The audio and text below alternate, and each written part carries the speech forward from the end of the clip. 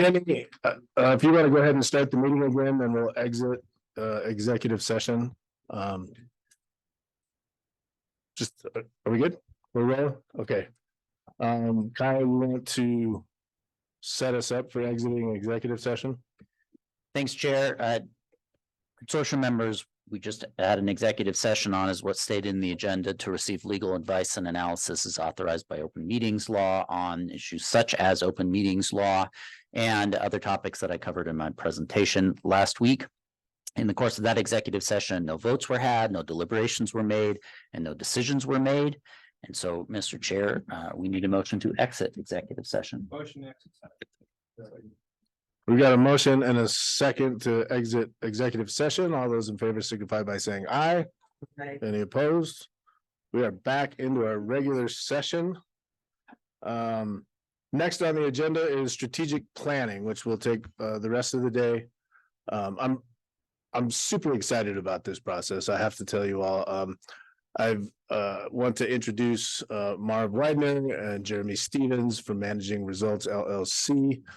They are part of an organization that I think does wonders for local governments, state governments, federal governments, and other entities in helping develop organizational systems, results-based strategic planning and organizational systems. And I've had the pleasure of working with Marv and Managing Results when I was a county commissioner with Gunnison County and doing strategic planning there. And they were the first ones that I thought of when I started contemplating how we would structure the strategic planning for the Produced Water Consortium, particularly because we have so many significant deliverables associated with this in relatively short timelines.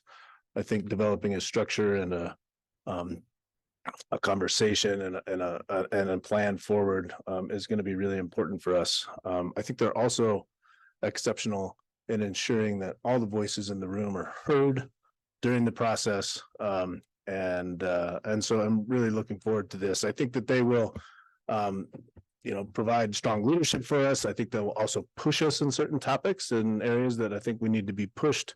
But I think will also guide us in areas that I think we need to be guided. And so with that, I'll kick it off to Marv and Jeremy.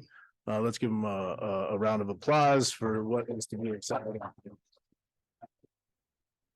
And Amber, if you want to come over here so you can see better, feel free. I think we're good. We're posted up over here on the corner. Okay. Hi, everybody. Can you hear me okay? Oh, this is good? Okay. Maybe we'll turn this off so we don't have both. Yeah, there you go. Good morning, everyone. I'm Marv Widener. This is my friend, colleague, and co-owner of Managing for Results, Jeremy Stevens. You might pick up from Jeremy. He's not from here. He's from East Tennessee. Go ahead, Jeremy. Oh, that's right. And it was a pleasure talking with most of you. And we're excited to be here. I will just say, and I know it's a public meeting and everything, but I can't go home till tomorrow.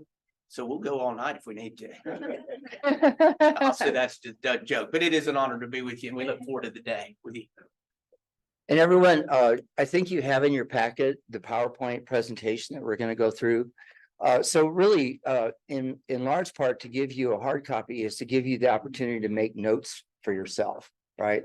As we go through the presentation, you'll see kind of some front end stuff from me about laying a foundation for the approach that we've been asked to take for you.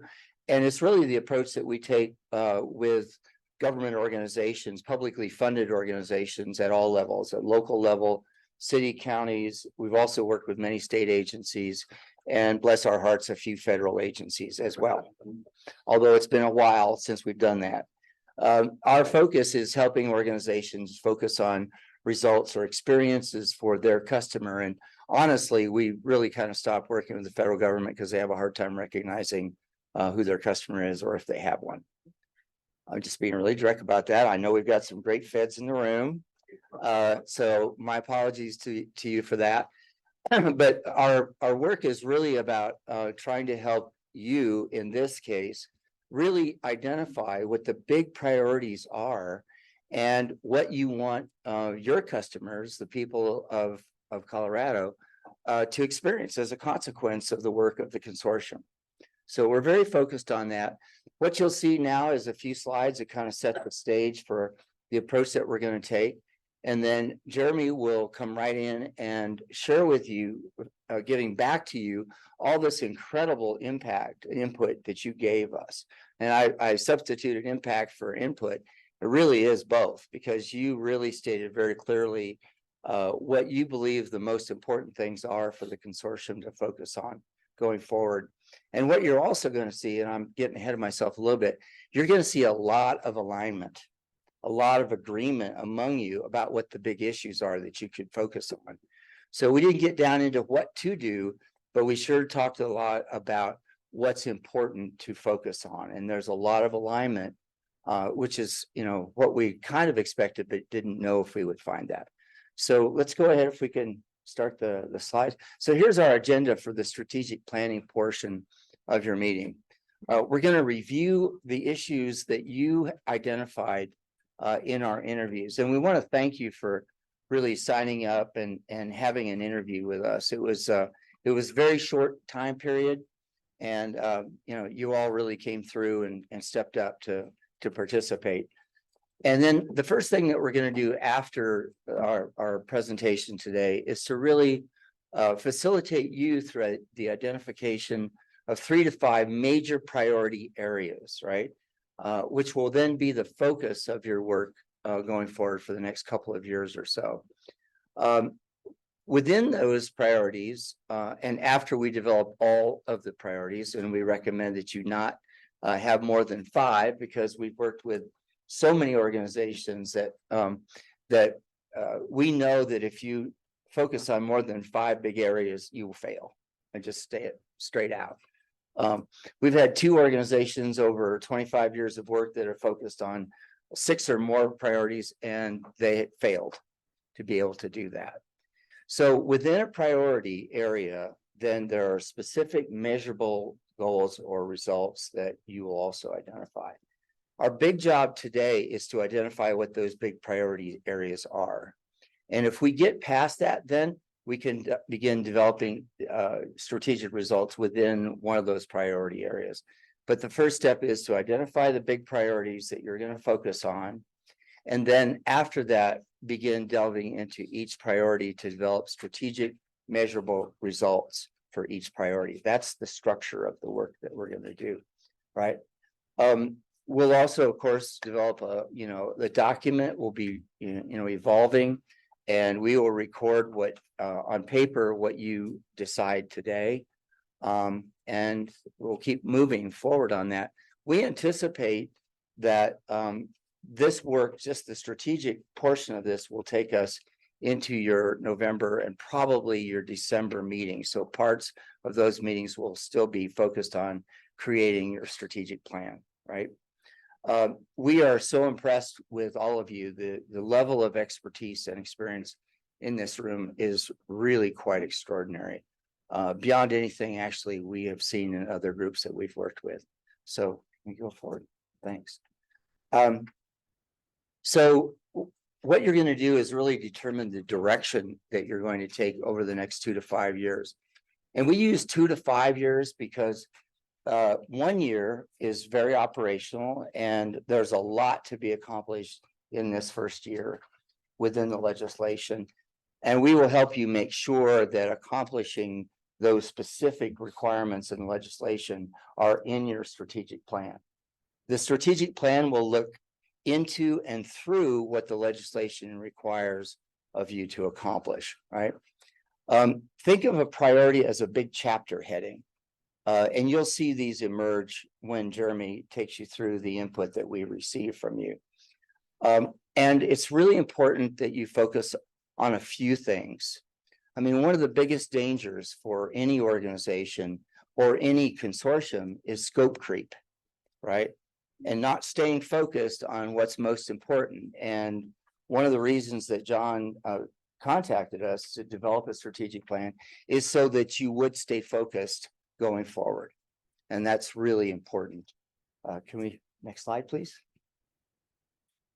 All right, just a little bit about us, not too much, because this is really about you. We completed our 25th year in August, doing this work with publicly funded organizations all over the country at all levels. And our approach is to tie resources to results, tie people to results, tie partnerships to results. And what we've discovered, and you'll see a little bit more of this on our slides, is that when you identify what your results are that you want to accomplish, then you can tie all of your strategies, all your relationships, all your resources to achieve those results. And that's very much what we do. So you'll see there $40 billion. We know it's more than that because it's been quite a while since we actually went out and looked at everybody's budgets, but we've worked with over 100 organizations. On the side, about 40 some businesses as well. But what we try to do is to create a management system, to create a culture and a management system that really support you being able to achieve the results that you set in front of you. Now, as you know, much of strategic planning is characterized by general statements of good intention, and we're not going to go there, right? We're going to get down to some very specific, observable impacts that you want to have within these priority areas. And that's been our practice, is to help organizations do that.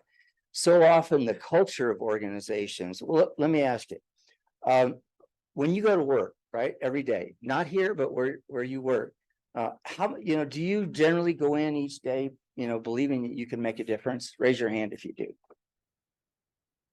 All right, a little bit of head shaking there, but that was pretty good.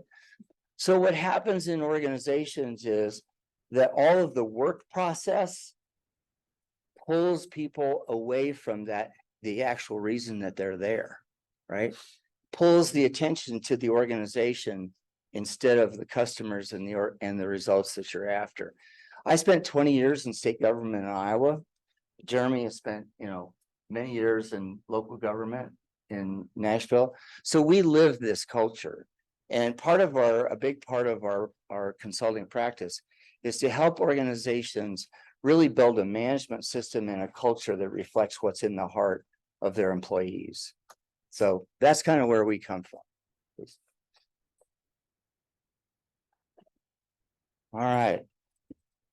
So here are the roles that we're going to assume. Your job is to decide what goes in the strategic plan. We often get asked for, to come in and write someone's strategic plan for them, and we won't do it. This is your strategic plan. You're responsible for building the content. As a group, you're going to be making the decisions about what you're going to focus on going forward. Our job is to facilitate your participation. Our job is to manage the process that's involved in building that content, right? So the division of roles here is very, very clear for us. And I think it will be for you as well. We're not going to go off after this meeting and write something, suggested by your conversation. Literally, you're going to write the strategic plan here in the room. You're going to make decisions about what it says and where you're going to take the consortium. So the role distinction here is very clear. Okay, one more, please. The process is not focused on Jeremy and me. Our process is focused on you. The whole process is designed for you to succeed at creating a strategic plan, achieving the results in that plan, which include accomplishing those incredibly important benchmarks that are in the legislation. Okay. We want to invite everybody to participate. We say these little things like keep your cell phone off. We will take breaks, that are in the agenda, but sometimes we'll take a quick break if, people are getting a little tired or getting a little antsy. And feel free, if you need to get up and step out, take a call, talk to your kid at home, whatever, whatever that might be. But we'll just keep trucking. But we will take breaks and we want to encourage you to stay focused. If you do have a computer in front of you, we really ask that you minimize your interaction and keyboard work and really stay focused here in the room. There's a reason that you're sitting around a table, because you're facing each other. You're going to be talking to each other, and we're going to facilitate that. So if you can maximize your focus here, that's going to enhance the product that we're going to get. Everybody okay with that? All right. So after a while, we interviewed all of you. We don't think anybody here is very shy.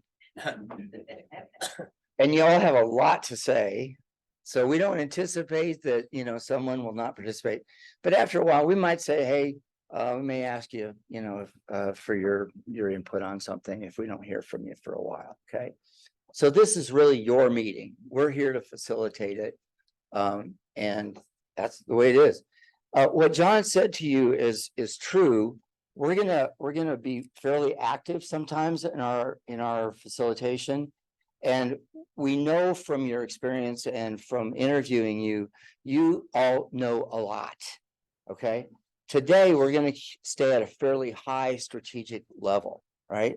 We're going to try to keep you out of too much detail, specifically away from strategies, right? We're going to stay up here at priorities and results, and we'll help you do that. I'll define that for you in just a minute. We are going to help you make decisions about what goes in your strategic plan on the basis of consensus. Now that's a tall order with the variety of perspectives and experiences and the number of experiences and perspectives that are in this room. That's our job, right? So one of the things we want to define for you is that consensus doesn't necessarily mean you fully agree, but you can live with it and support it. Does that make sense, everybody? So we'll work really hard. We're very successful at helping groups come to consensus. We are going to stay away from votes because we want everybody here to be fully engaged and supportive of the plan that you develop. And votes mean somebody loses and somebody wins. So we do not take votes on what goes into the strategic plan. We'll discuss it enough so that you're comfortable that you can support it. Okay, is that clear to everybody? All right. And in that way, it's an informal meeting, right? This is not, the consortium, in a public meeting situation. We're here to help you, and you're here to develop a strategic plan looking forward, right? So we don't run it like, we don't take motions or we don't take votes or anything like that, right? This is built on a conversation. So because of the diversity that's in the room and the number of people that are here, it'll take a while. So settle in. All right. All right. And overview this. So this is a little bit about the approach called managing for results. And that's different than managing for effort. Okay. It's also about managing for the future, knowing what the past was, but looking forward to what you want to achieve in the future. One of the things that happens when an organization focuses on the customer and on measurable, observable experiences that you're trying to create for that customer, what happens is that you become very innovative about strategy. Most organizations and many people who work in them get very focused and attached and committed to certain ways of doing work called strategies, right? So what happens in that situation, that culture becomes very stymied and stuck because you're committed to the way you do things, right? So if you're managing for results, you're focusing on a customer experience. So what happens is that those organizations become very innovative about how they achieve those results for the customer, right? So what we find is that organizations that are focused on a set of measurable customer experiences, i.e. results, what happens is they're more willing to experiment, to try different ways of achieving those results. And they're fairly facile about changing their service delivery methods over time. So it creates innovation about how we do our work when we're focused on the customer instead of just focused on the way we serve those customers or what we do, right? So one of the key, cultural words that we listen for is when people talk about their service delivery, when they use the words, well, what we do, right? What we do, if we talk like that, who are we talking about? Ourselves. That's right. So there are all kinds of language clues about culture, right? So one of the things that we help organizations do, and will help you too, is use language that's at least half the time or approximately half the time about the customer and about the impact that you want to have, right? So that's something that we'll facilitate. We might even press you a little bit at times to say, okay, if that's what you do, what difference does it make? And why would you do that? If it's about the customer, that will be revealed in your language, and we'll help you with that, as well as you might be thinking about this a little bit about your own organization back home and what who you're here representing, or the perspective that you're representing about culture, right? Culture is very, very powerful, and we will help you reinforce a culture that's focused on results, short-term and long-term. Okay. So why managing for results? It improves the allocation of money. It improves the alignment of people and partnerships to improve a customer experience. That's why we do what we do. Thank you. All right. Here's a graphic that we often use to describe a management process or a management system that actually focuses, bless you, Kyle, on results. We didn't know the Attorney General allowed for sneezing, but I'm glad to know that, right? All right. Can we get a memo on that, please? All right. What?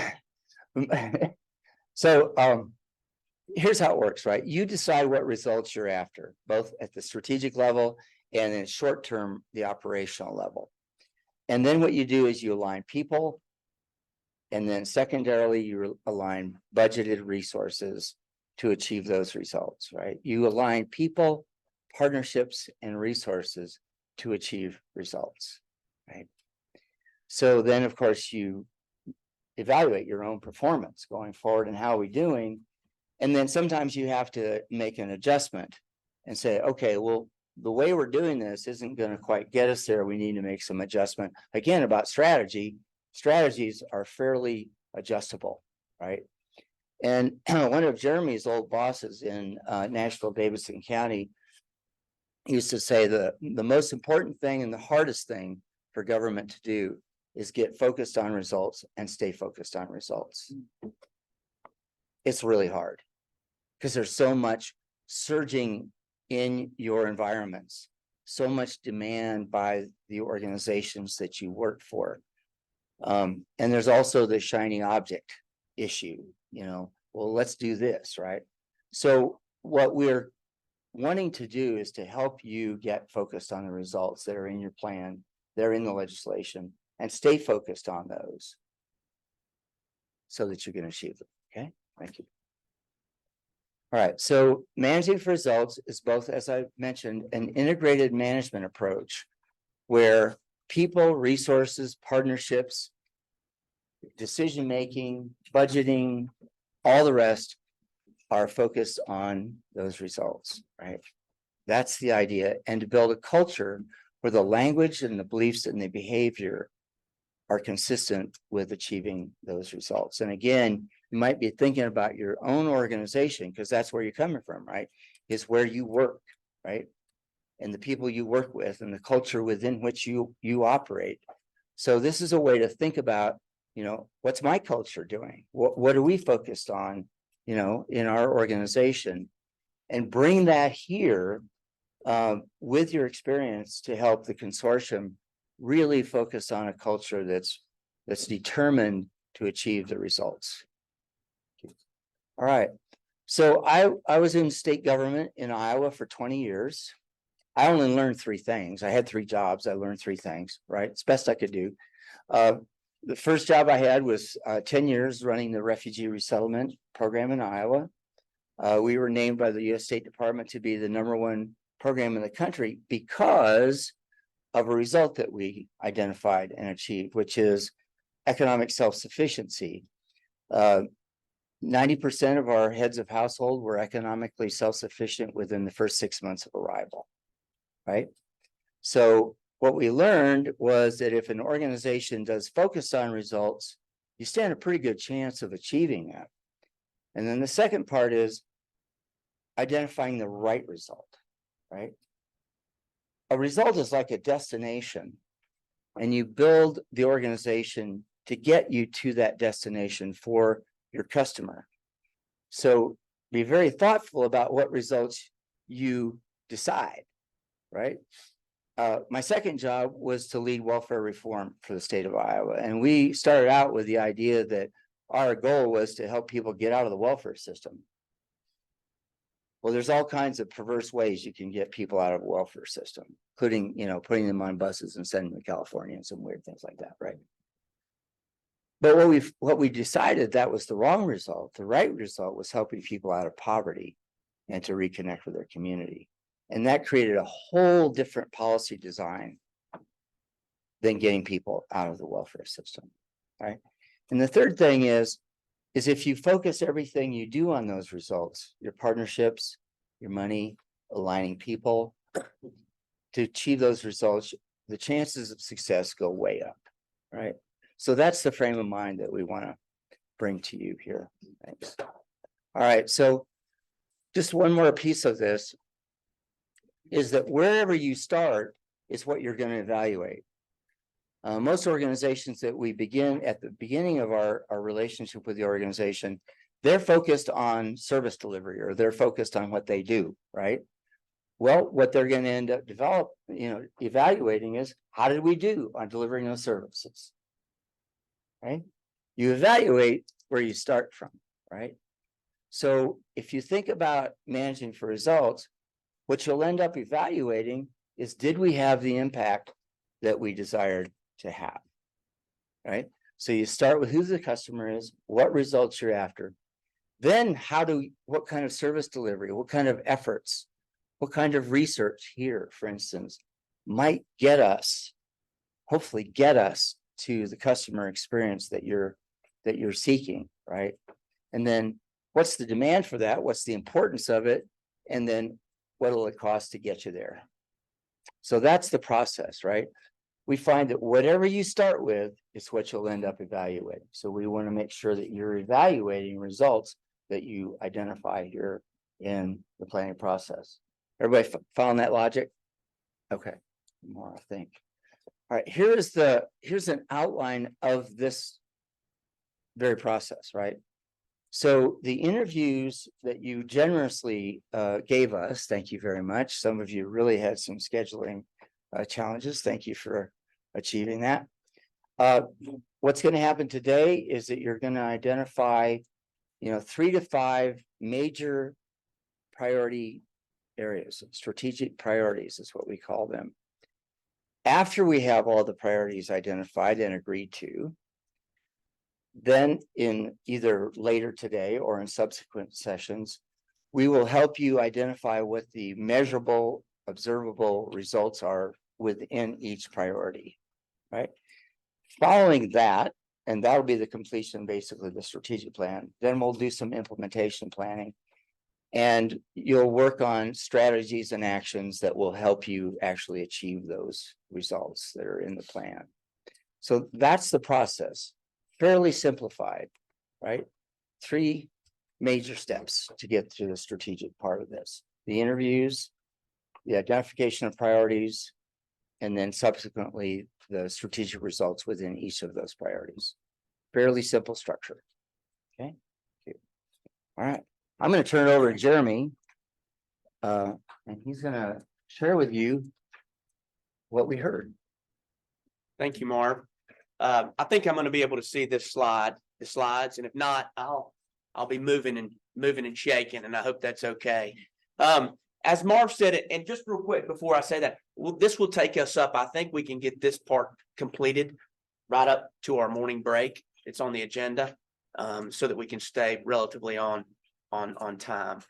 As Marv mentioned, we appreciate you all taking your time over the last several weeks to jump on a call with us to talk about really that main question, what are the most important issues for the consortium to focus on as it relates to produced water? And of course, we always talked about a little bit of the why.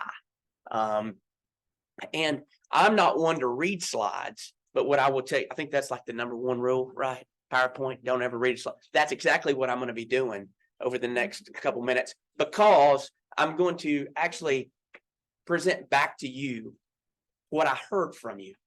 And again, reiterating what John said earlier, take the time to just kind of listen to what other folks said.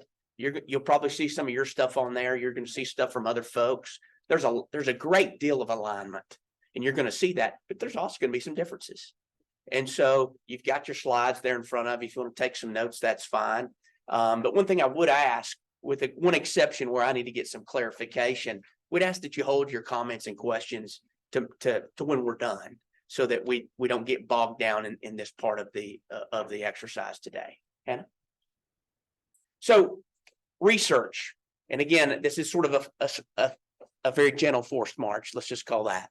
I'm going to just read these. Research. Share among the consortium members what research has been done and what remains to be understood. A lot of research has been done. We have some of the big answers already. A lot of the research has been done on this topic. Still, there's much to learn and understand about produced water. We know what we can do. We also know that it will take a lot of effort and time to do more, but it is doable. The consortium sponsoring research opportunities must have data to make decisions and recommendations, then show regulators and the public what is known. There are opportunities in this research for trickle-down information. Start with human consumption quality and then go from there. There's power of research sponsored by the consortium, and that will be full transparency in the research. Research what other states, tribes, and countries are doing with produced water. Example, Oslo and Paris Conventions, 15 governments and the EU protecting the Northeast Atlantic. Why don't we know more? Question, what are the barriers to recycling, storage, transport, etc.? Question, what are the limitations, specs for produced water for different uses? Example, agriculture, industry, fracking, consumption, many uses of non-potable water, etc. Question, what are the exposures to people, especially local communities, due to emissions from various types of storage, e.g. tanks, pits, ponds, etc.? If we use the water 3 to 4 times, we might end up with radium-226 in the water. We need chemistry and toxicity testing in parallel. What chemicals are there? How do they interact? Do those chemicals create new chemicals that we don't know about? Research what we can do to get the lithium and other things out of the produced water and use it for other purposes. Some proprietary chemicals are included. Need to answer the question, what quality is needed for specific intended uses so that treatments of produced water could be designed based on the use? Need risk assessments. Human consumption, agriculture. There was a wheat study supported by EDF, CSU, CSM. Reuse in oil fields. Create protective pathways to human use. Other uses for produced water. We're not there for other uses yet outside of oil and gas because there's not yet a standard. Might be an opportunity regarding research. Understanding the research and findings. There's a distinction between produced water and treated produced water. That distinction is not always made in legislation. Example, SB 181 and elsewhere. We don't have data to make decisions regarding protective actions using resources in a sustained way. Need information about what is being done with produced water, how to store it, make use of it, transport, and handle it. Research how to move and transport water within basins for reuse by other producers within basins. How to maximize storage. How do we maximize recycling? Need information about what is being done with produced water, how to store it, make use of it, transport it, and handle it. Need better information on spills and leaks. How much is being recycled? How much is being generated? How much is disposed of in deep wells?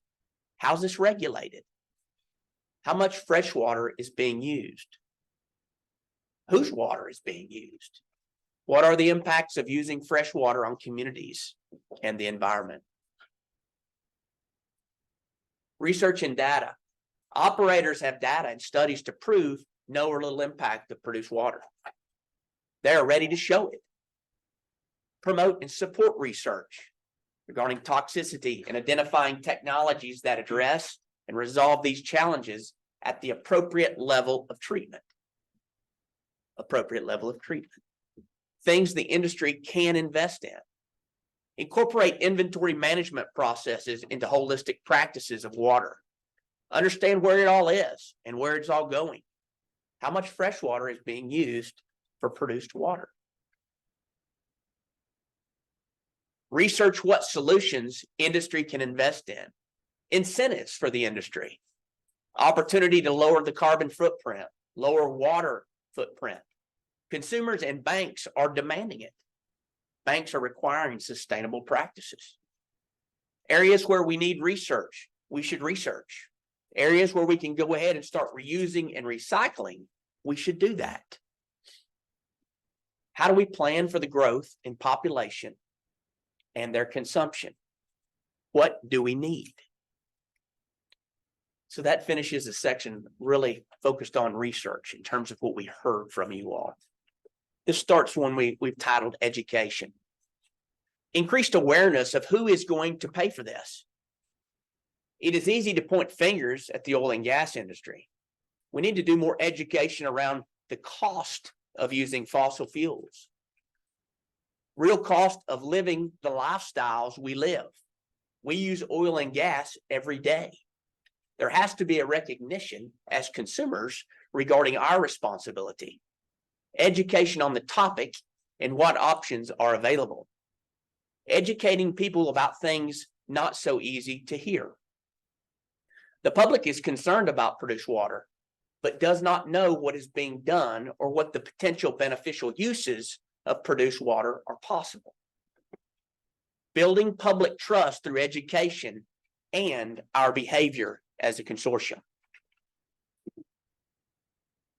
Education and understanding regarding the differences between the Colorado basins, regarding the topography and the environment. The Piceance, the Denver, the DJ, the San Juan, is it Raton? Raton, thank you. I am from Eastern Tennessee, so you may have to correct me a few times here.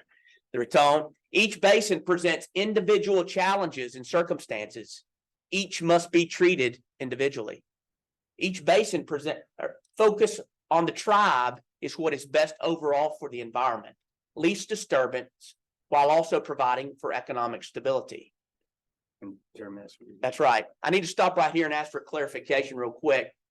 My notes indicate that what we were talking about in this instance is the Southern Ute tribe. And I just want to ask, because the person that I was interviewing was Ember, can you clarify that that is correct? Yes, that is correct. Okay, thank you, Amber. Southern Union tribe perspective. Yes, there's two different tribes within the state of Colorado. Yeah. Within Bill HB 23-1242 and other rules, and I'll again, tribe is a sovereign nation working solely with the federal government. There's an exclusion for the tribe's participation. The tribe chooses to participate as a good neighbor and because it is the right thing to do. Legal ownership of produced water, tributary versus non-tributary. Who has ownership? We have to have some ground rules regarding who within the state owns produced water. Is it the rancher, the mineral owner? We need a 5-bullet point explanation. Who owns produced water? How to ensure local governments have the ability to protect their communities from pollution or risk of pollution. Education for vulnerable populations and how they can be protected from public health risks and pollution. Education, do more education. Why is this a topic? Water as a topic in general, produced water as a topic, who's affected, what resources are needed for those that are affected and impacted, how can we all survive? We have to be able to effectively support education of the consortium, informing about the facts, not to influence decisions, but to develop a common baseline of what is known and what is not known. We want decisions based on clear information, not misinformation. Education and understanding of the topic, the big picture. Don't lose sight of the fact that number one, we need water. Number two, there's a finite amount of it. And number three, how do we allocate that? This is a topic that is brought up in about 50% of the meetings in local communities across Colorado. What is our 20-year or our 50-year plan for water? These conversations are happening in our local communities. We have to make sure we have enough water for human consumption. Every drop is precious. It's not about oil and gas necessarily. It's about the use of water. Are we going to have water to use? Education and understanding. How much fresh water is used for oil and gas compared to other uses? We talk a lot about oil and gas. There's also residential and agriculture. Understanding of water rights and ownership of water. Is source water tributary or non-tributary? Who has jurisdiction? Embrace and engage the public regarding using produced water in non-drinking water application. Lawn, construction, dust control. Lawn and construction dust control, excuse me. Practical solutions. Practical ways of storage, handling within oil fields and elsewhere. Understanding of diversity of produced water across the basins. Mentioned that a little bit earlier. Utilize produced water for treatment, conditioning, and ultimate reuse. Offsetting the use of fresh water is the goal. How do we do more of that in a way that reduces impact on the environment? Reducing fresh water by oil and gas industry. Continue with industry while offsetting freshwater usage and reducing environmental impact. This is a give and take. Involve communities in information and solutions. There is a sense that no one has made it a priority to educate the public. Education and understanding. There's a diverse landscape regarding produced water. That ends sort of the formal education slides. We're going to move on into economics. Economics, there are new technologies and volumes make this reuse possible. There is, however, heavy cost and infrastructure requirements. Companies have to meet environmental, social, and governance goals. Some of these are the most measurable and accountable environmental goals that can be met. Acknowledge that technology and cost that is needed to be innovative and trying to find solutions. This is a business that is trying to make money and also trying to be good stewards. We have to represent the process and actual economics of the process. How can we do this in a way that is beneficial to everyone? Mutually beneficial. Who's calculating the ROI to reuse, recycle produced water? That's one of our questions. That was one of our questions. MR, managing results. In terms of the economic, the cost of disposal versus the cost of reuse. The cost, the benefit analysis, the cost benefit analysis, the triple bottom line, social, environment, and economic impacts. Now let's talk a little bit about regulation. The regulatory landscape, there's a lack of clear, consistent rules and regulations across regulation agencies for permitted use of oil field produced water. It has to be easier to get a permit for use of produced water. Maybe we create a roadmap to get from wellhead to produced water to reuse. What are the requirements or boxes to check? It is not being promoted from a permitting perspective. The ability to get to a permitting state is too cumbersome. There's not enough collaboration to promote produced water versus fresh water. Regulators are still trying to figure out what needs to be regulated. Regulatory landscape, consideration for rejected water. Disposal has to make sense, has to be permitted in a reasonable, timely process. Assurance with water quality regulations and standards when considering produced water. Ensure permits are proper and follow standards. We have little knowledge of what is in produced water and must prevent unknown harm. Technically, produced water is not a hazardous waste. The Clean Water Act does not cover land discharges. You can discharge into surface water if west of the 98th meridian. Permits in Colorado, Wyoming, Texas, California. Colorado can write its own rules within current law. Can permits be required for ongoing testing? State agencies are united in the mission of the consortium. Collaboration is impeded because some state agencies lack the staff needed to orchestrate interdepartmental collaboration. Produced water uses. Chairman, many of these are repeats from previous sections, but we put them together in one place. Produced water uses. Reducing fresh water by treating produced water and reusing it. Water as a resource is always a contentious issue. Experiencing significant population growth creates a challenge. Reuse versus injecting back into the ground is the question. We have to think about utilization of treated produced water, storage, transportation, and the ability to share produced water, allowing more reuse. Water sharing credits. The question, what are the limitations, specs for produced water for different uses? Ag, industry, fracking, consumption of many uses of non-potable water, etc.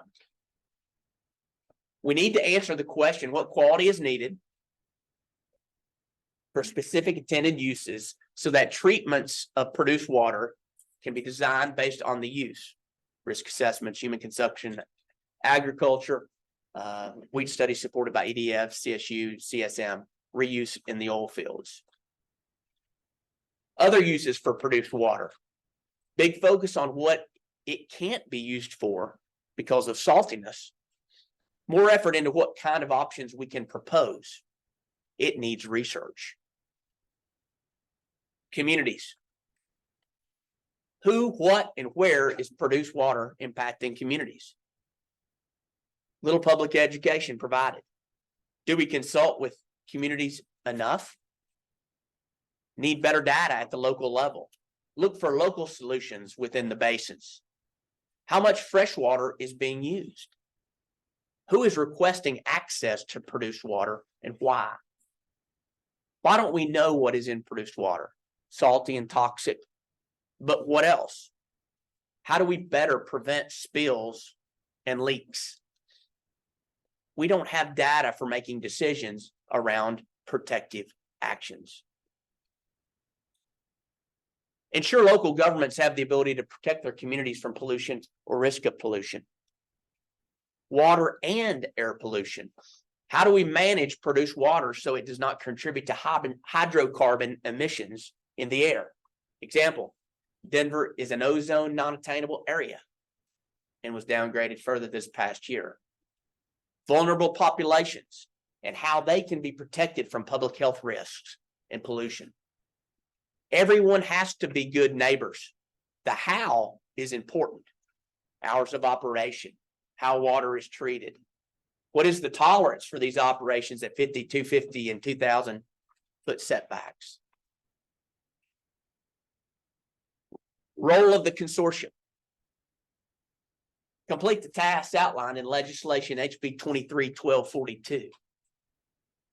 Achieve the strategic results in the strategic plan. Provide contextual baseline for making regulatory policy and legislative recommendations. Create a framework to do regulatory policy and rulemaking. Identify categories of data and specific data needed. Sponsor and prompt research. Provide collaborative leadership. Collaborate for solutions. Inventory what we know and what we need to know. We need to know or want to know and nice to know. Enable future legislation and policy. Greatest risk, Mark mentioned this earlier, is scope creep. Provide informed recommendations, interpretations regarding rulemaking to ECMC and the public. So let me say this before we take our break. It's 10:44. I just want to let you know that. I mean, that's pretty, but all fun aside, I know that was a lot. And I know it was just like, oh my gosh, one more slide on that, one more slide on this. The idea was we want you to hear what you said and what others said. There was really no way for us to put every single line that was mentioned in our phone conversations because we're writing furiously, right? But I hope what you see here is while there were differences, right, in what I read and the feedback, there was also a lot of high level alignment. And again, when we talk today about our chapter headings or our priorities, we have to get those umbrellas, right, of what we're going to focus on before we can get down further into those strategic results and into our strategies. Again, I think I said this to a lot of you. A lot of times we just like to go. It's human nature just to go. You know, when I got on a plane yesterday in Knoxville, Tennessee, I knew my destination was Denver, right? Now I've gotten in the car and not known my destination, and I'm just all over the place. We've got to make sure as a consortium that we're not all over the place. And so the next step in our process is going to really talk about what you heard. And if we can come to alignment and consensus on some of the big chapter headings or what we might call priority areas for the consortium and the consortium strategic plan. Does that sound like a plan? Okay. We're ready for our morning break. Great. Thank you both. And thank you for the presentations. And we'll take 15-minute break and be back at 11. Is it 10:45? 11. Yeah. And I think Ginny, are we rolling again? Okay. Let me just give a holler in the hall here.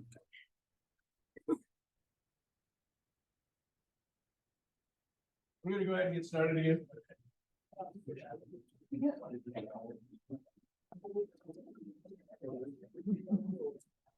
All right, we've got another little session here before lunch, and so hopefully everyone got a snack and a soda or caffeine or sugar or whatever you need, and we can roll through a little while longer here until we get to lunch.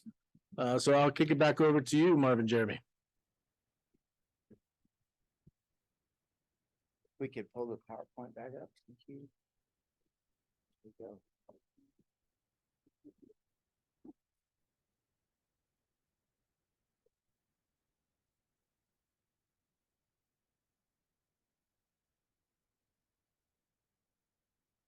There we go. Thanks. So I use some terms of art, strategic priorities and strategic results, and the word customer, right? So one of the things that we wanted to talk about here, is that the correct one? Is that right? Keep my slides up here. Okay, I think I emphasize this. No, not quite. Bear with us here a little bit. There we go. So as I mentioned, that we'll be making decisions. The decisions that you're making here today are what are the big priority areas that you're going to focus on. And if we get through that, which we may, then we may dive down into one or another of the priority areas to develop those strategic measurable goals. I use the word goals and results interchangeably, right? Goals are oftentimes, too often, a general statement of good intention. So we try to use the word result when we're talking about goals, but we're really talking about specific goals within a priority, if that helps. Most of us use the word goal in individual performance planning, in strategic planning or operational planning. So here, what we're trying to do is to say, again, to reemphasize, you're making the decisions. So when you come to this table in regard to strategic planning, this is not simply a discussion. It's a discussion about decisions that you're going to make. So you're here to make decisions. All of you bring to the table a great deal of experience and perspective. So from a strategic planning perspective, we treat you as all of you as decision makers, right? So you'll be making decisions about what the priority areas are. You'll be making decisions about what the goals are within those priorities, right? Good. Excellent, thanks. I think we already went over this. The big parts are interviews, looking at the input that we just shared with you, identifying the priorities, and then within each priority, some strategic results or goals. And then following that, there'll be strategies and actions, et cetera, that will be required to actually achieve those results. Okay, please. So a priority. All right, so why do we talk about 2 to 5 years? And we know the consortium has, a legislative lifetime until 2030. Is that right, John? 2030, right? So the reason that we think in this way is that if you're only looking operationally, you're going to look, in the next year or so, right? So this is strategic thinking, right? So you're looking at least 2 and out to 5 years. What we find in strategic planning is that if you're looking beyond 5 years, you're more or less speculating about what you're going to be able to accomplish rather than anticipating. So that's why that, view is there. We've worked with, the U.S. Forest Service and Department of Agriculture, et cetera, where you're looking at, let's say, a 20-year forest or a 50-year forest or a 100-year forest or a watershed. We understand that there are much, larger timelines at work here in terms of water and in terms of oil production, et cetera. But in terms of the strategic plan and what you're going to do, we think 2 years plus is a good time frame for you to think about in terms of accomplishments. Does that make sense, everybody? Okay, so you're really talking about what you're going to accomplish, not these longer term issues about how we're going to use water, et cetera. Okay, please. So what we find is that the big priority areas essentially emerge from the interviews that you gave us, right? And you may define them differently. That's all, that's up to you. But oftentimes the big priority areas are what, emerged from your interviews. One of the things that, we'll just be very open about is we felt it was important to start from a point or a position of as much consensus as you can get from the get-go, right? Because we know there's tremendous specifics for you to discuss and determine. We know that.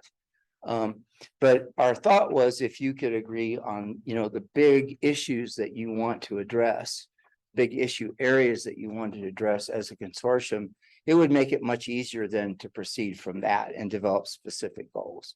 So that was really the purpose of asking you this particular question. So we didn't want to start at the strategy level or the specific recommendation level. We wanted you as a group to start from a point of some reasonable amount of consensus. And so that was the purpose of asking the question that we did. Does that make sense? Again, we really encourage 3 to 5 and certainly no more than 5 because we're pretty sure that you're going to be too spread out, if you will.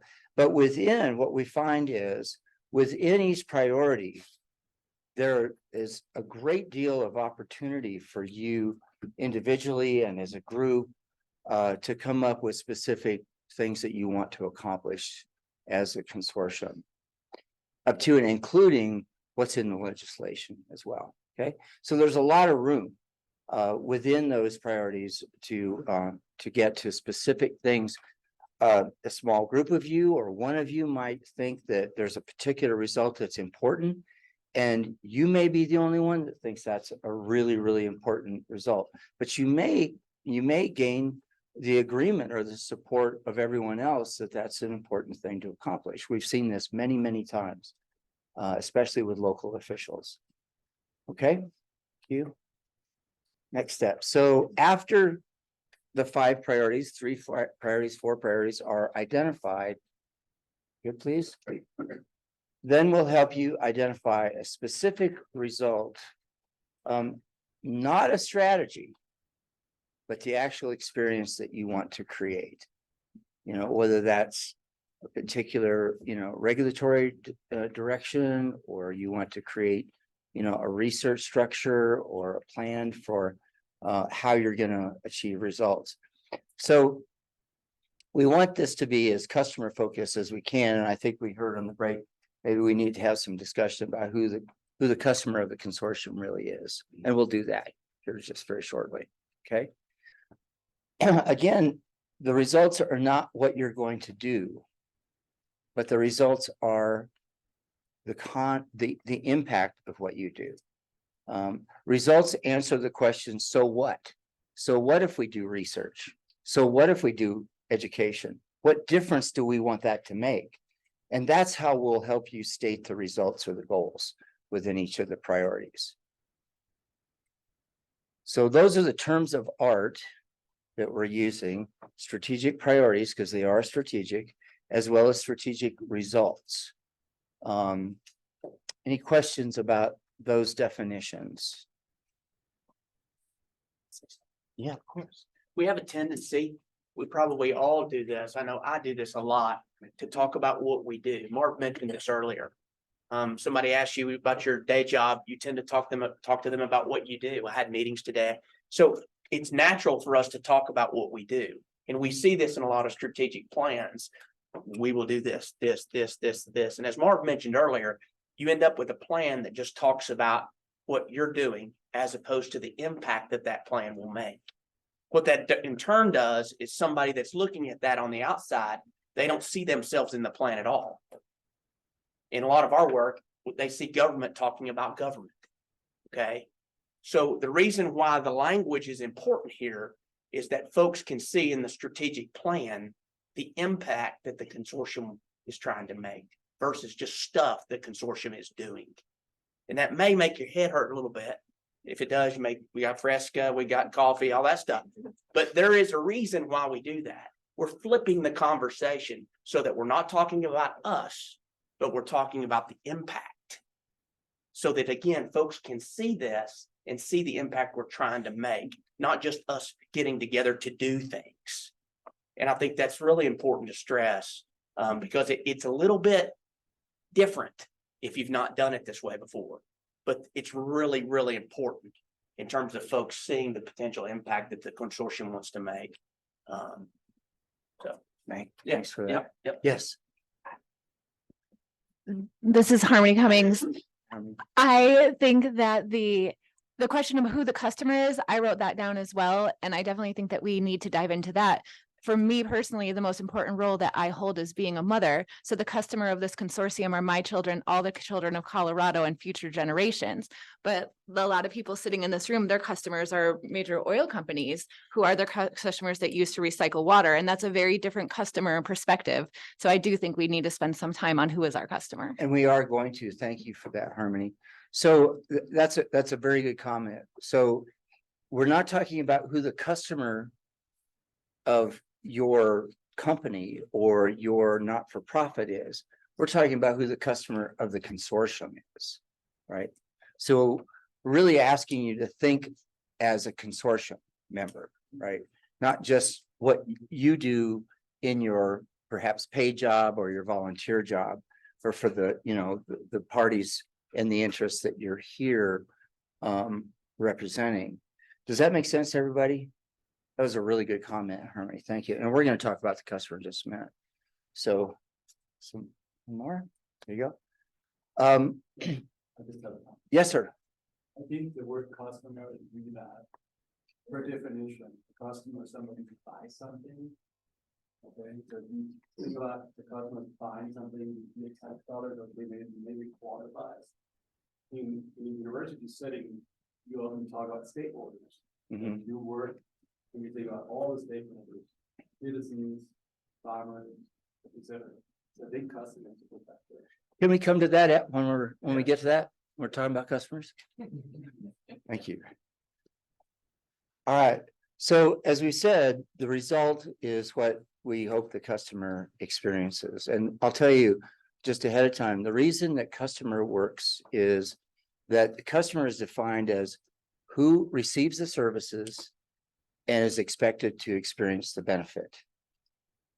And you can use whatever word you want, stakeholders or whatever. We're not going to try to force you to do that. But you're basically asking the question when we get there, who's this for?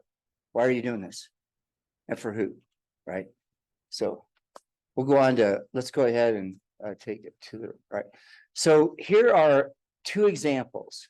These are not relevant to what we are talking about here with produced water at all, on purpose. They're simply an example of what a priority looks like and the results within it. I don't need to read that for you, but just take a minute and read that example. It's just an example of what a priority and strategic results within it look like.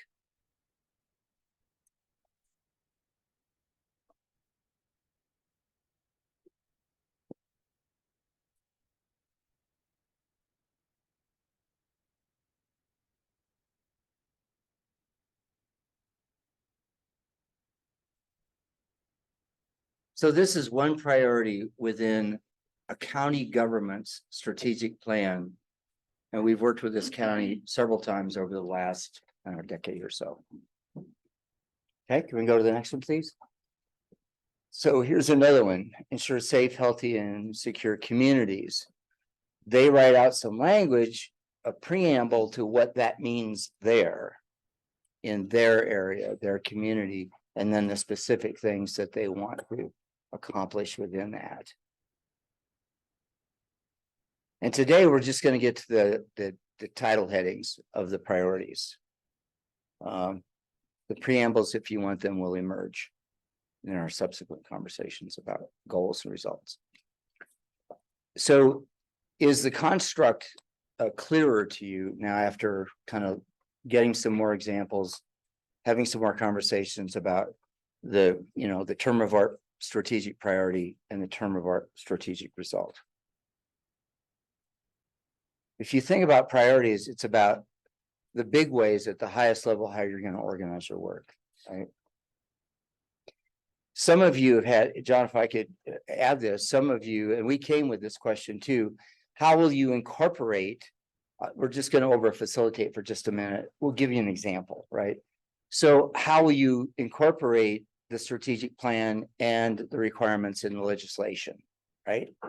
So a way, this is very flexible, a way to do that is to have a priority, which is to accomplish the goals and the tasks within the legislation, and then list them. And that's one priority.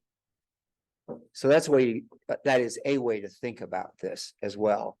I mean, we can't be doing a strategic plan that ignores what's in the legislation.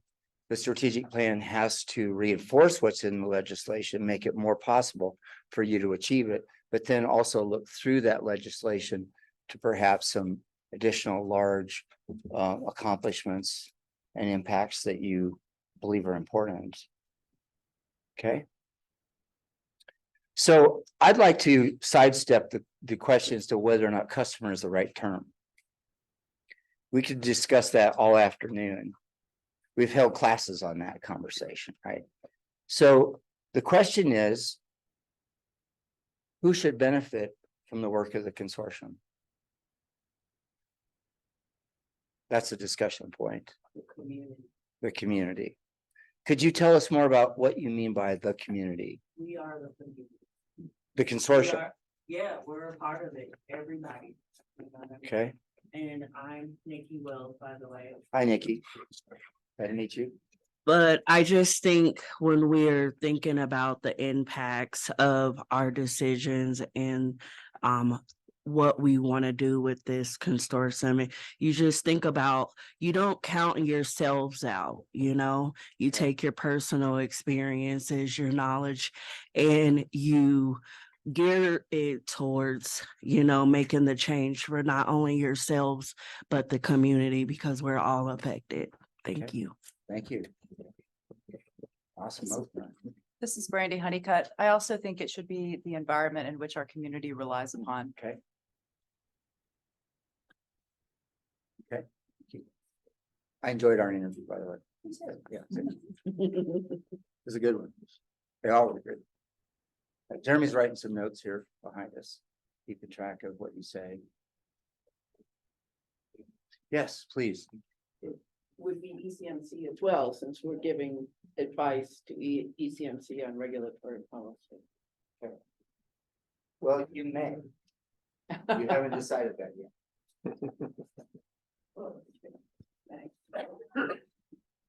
John? No, please.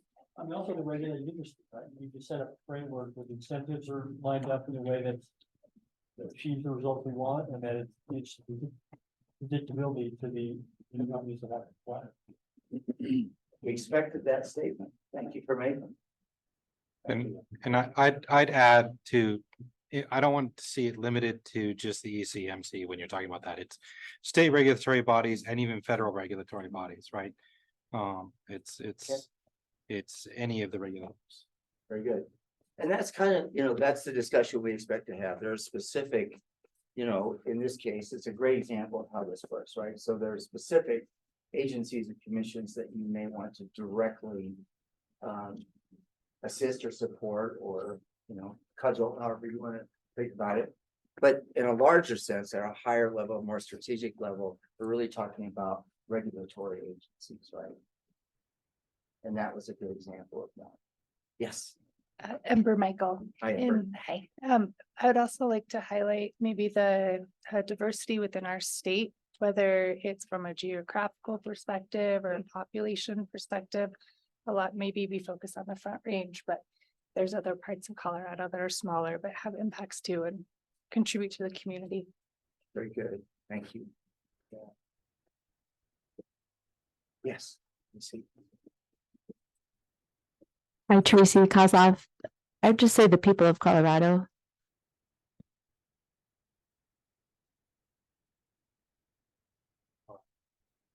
Yes, thank you. Thanks for your help. Kevin Chan. I also want to say, not only the community presently, but our community moving forward, because there is growth. Even Gunnison is growing. 1% a year. I know. Rampant incrementalism. I live in Gunnison, if you knew that. Tessa Sorensen, one of the other things that occurred to me is that, we talk about the people of Colorado, but that's just a line on a map, and water is everywhere and crosses lines very, very, very, very easily in very complex ways. So it's something to keep in mind that the communities that we're serving through this consortium do actually extend beyond map borders. Maybe not directly, but they certainly are there. Great comment. Yes. Please. I would like to add on to that.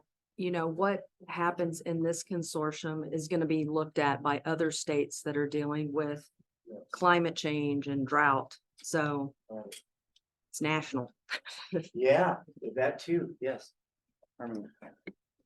Harmony Cummings, when you gave a definition of customer, you said someone that benefits from this work. Intended, well, the water recyclers are definitely going to benefit from this. Thank you. Yeah. So one thing, there's I'm not feeling that anything anybody has said prompts this particular definition. There is a difference between, pardon my use of customer, and performance partners. You know, people are organizations that work together to achieve a particular goal. So we try to help folks not necessarily identify the partners as customers. Does that make sense? There's a little bit of a distinction there as well. You haven't said anything that really prompted that, but I wanted to add it as well. Well, let me say something to prompt it then. Please, Don. Because I mean, I do think one of our customers is the policymakers, right? And so, and we've got a few of them on the list already, but I mean, the policymakers have basically punted to us, right? And said, you do the hard work, tell us what the results of that are. And then we'll do the easy work by passing legislation or developing rules or whatever that may be. But, you know, provided us with that venue to be able to do the hard work on this particular topic. And so, I don't know if that prompts you or not, but I'm not triggered, John. damn it. No, I think policymakers is a very legitimate group to receive the benefits and the work that you do, right? So some of the work that, some of the products or from some of the services might be reports that you write, might be frameworks for how to make decisions. Those might be some of your products. And the impact of that will be very much, I think, received, used, if you will, by policymakers. So, and I think when you talk about regulatory agencies, in many cases, that's what we're really talking about. And legislators as well. And let me say this, just from past experience, and I'll use an extreme example. Sometimes we'll be working with it might be a department agency, it might be a jurisdiction. And let's just say we're doing a mission, right? A mission statement. And we ask them about who their customer is. And it's not uncommon for somebody to say everybody in the world. Sure, they've gone to this end of the spectrum to determine that it's got to be somebody in the world. What we want you to do is pull that back as close as you can, right? Because sure, it could be there. If we do the right thing, right, what we want to do with this consortium, there's hopefully going to be some good positive benefit. And a lot of folks will eventually benefit from that. The question is, how do we make our work as clear as possible so that we can speak to the impact? Because I mean, we could say up here, this everybody. Well, sure, but you can't always make a strategic goal about everybody and it be specific enough to really speak to impact in the work we're going to do over the next 2 to 5 years. So what you all have set up here makes total sense. I just want to use an extreme example of, you know, when you say things like everybody, sure, that can work for every department, every agency, every jurisdiction, local, state, federal, across the country. The question is, for this consortium, at this point in time in history, who are the folks that we need to be thinking about? Yes, ma'am. Harmony Cummings, when you say it that way, I think it's important then to mention the oil and gas producers who are looking to add talking points to their ESG goals. Okay.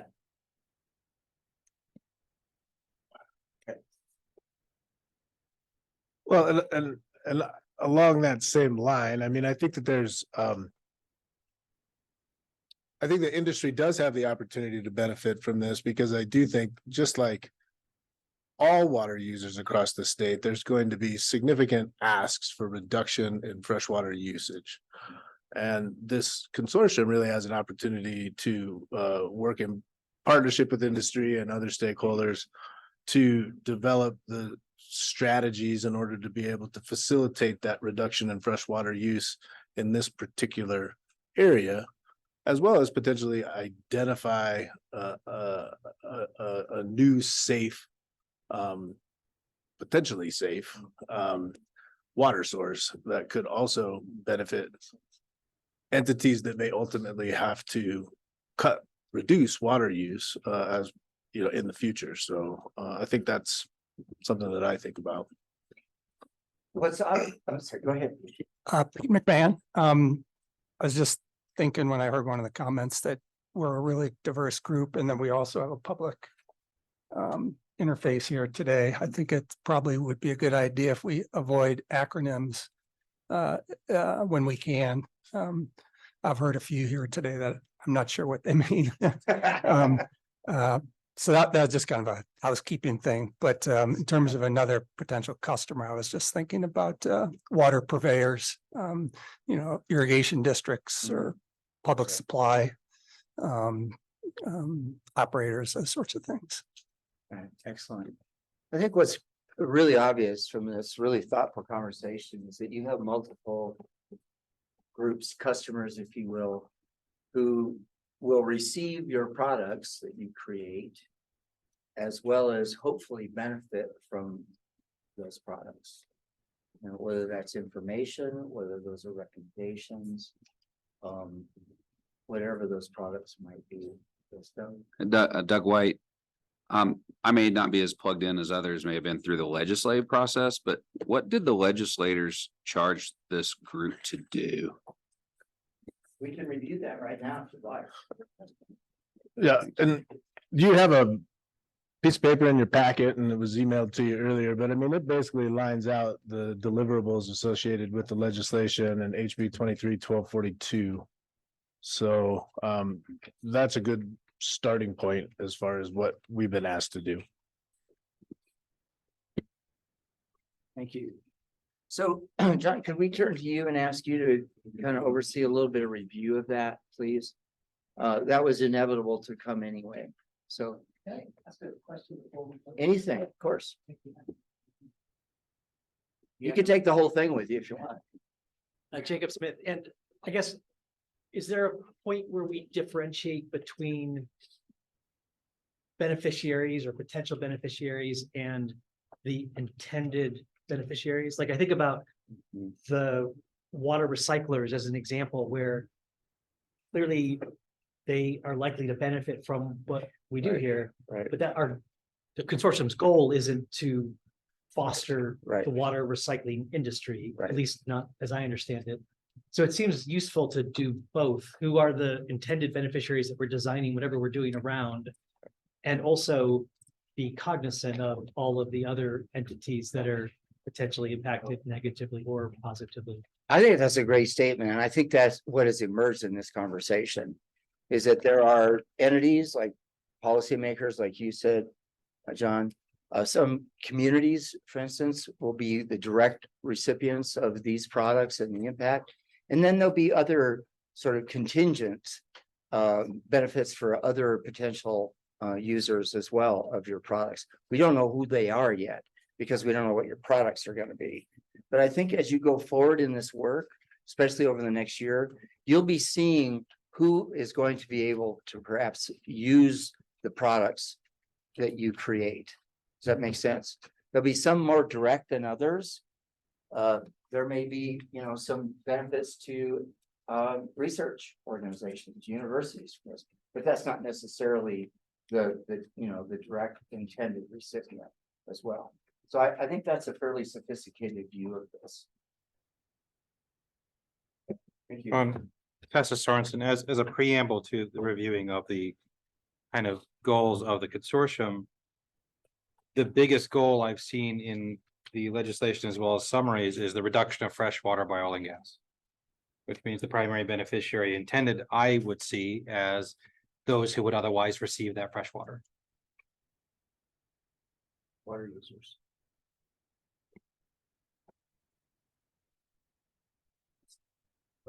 I do appreciate that comment, and that is something that motivated me to even apply to be on the consortium in the first place, is like, how do we have access to enough fresh water for the human beings who live in Colorado? But on this question of like, who are our customers, I see for me, what feels like a lot of scope keep and a lot of potentially different types of folks who are looking at our work product.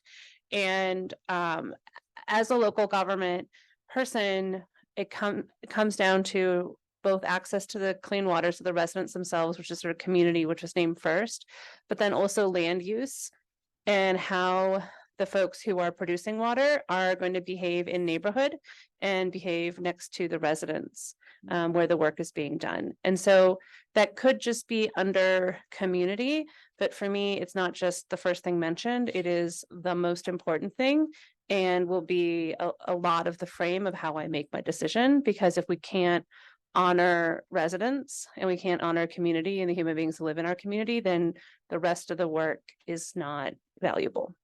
Okay, thank you for that. Yes. Yes, ma'am.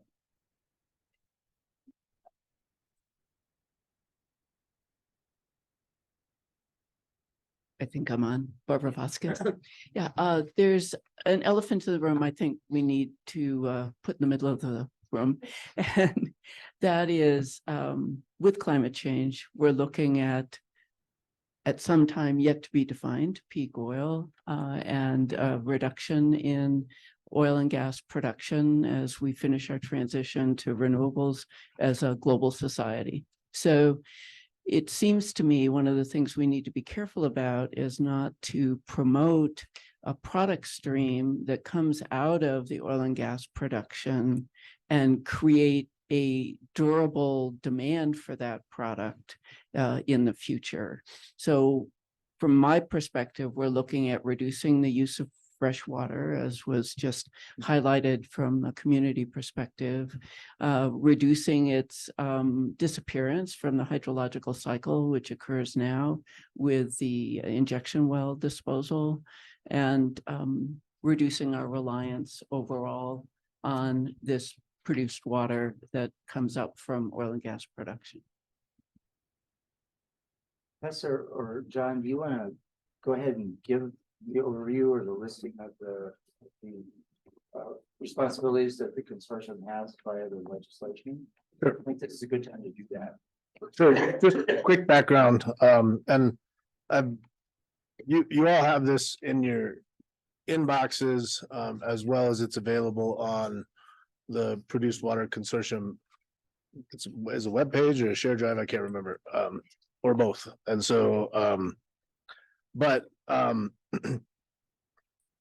so I mean, the three primary things are developing an informed path for reuse and recycling of produced water inside and potentially outside of oil and gas operations within the state. And this is from the legislation, right? So this isn't necessarily our mission statement or what we're doing here, but I mean, this is what the legislation has asked us to do, right? 2, measures to address barriers associated with the utilization of produced water. And 3, research to evaluate analytical and toxicological methods employed during produced water treatment and assess tools used to evaluate produced water and its potential use outside of the oil field. This goes on to talk about the composition of the Produced Water Consortium and how that works. We've done that, so we don't need to worry about that anymore. But the responsibilities are, and the kind of the time frame associated with that is by July 1st, 2023, we had to have appointed this consortium, which we've had. We've hired a director, and so our next deliverable is really May 1st, 2024, and that's how state is to provide a report on how state and federal agencies can better coordinate regulatory policies related to produced water. Then September 1st, 2024, to identify topics related to produced water that the Produced Water Consortium would engage in. By November 1st, 2024,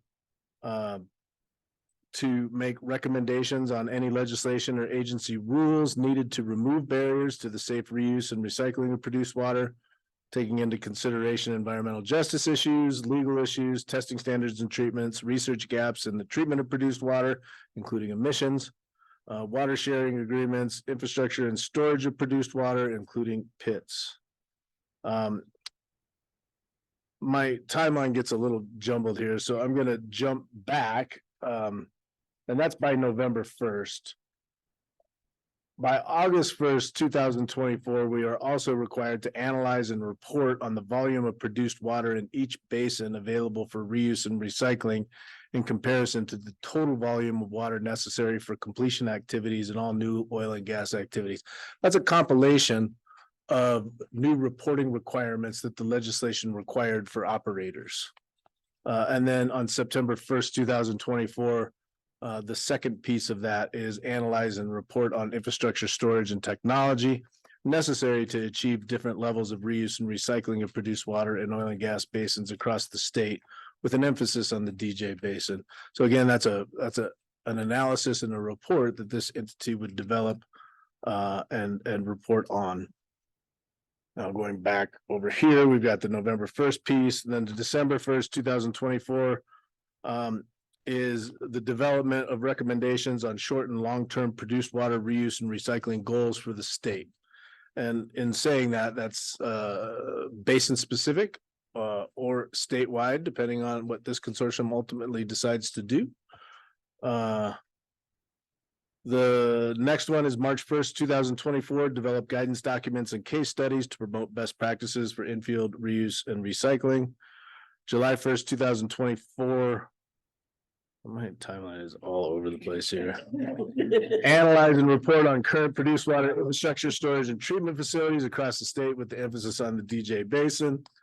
And then finally, July 1st, 2025, evaluate analytical and toxicological methods employed during produced water treatment and assess tools used to evaluate produced water and its potential for use outside of the oil field.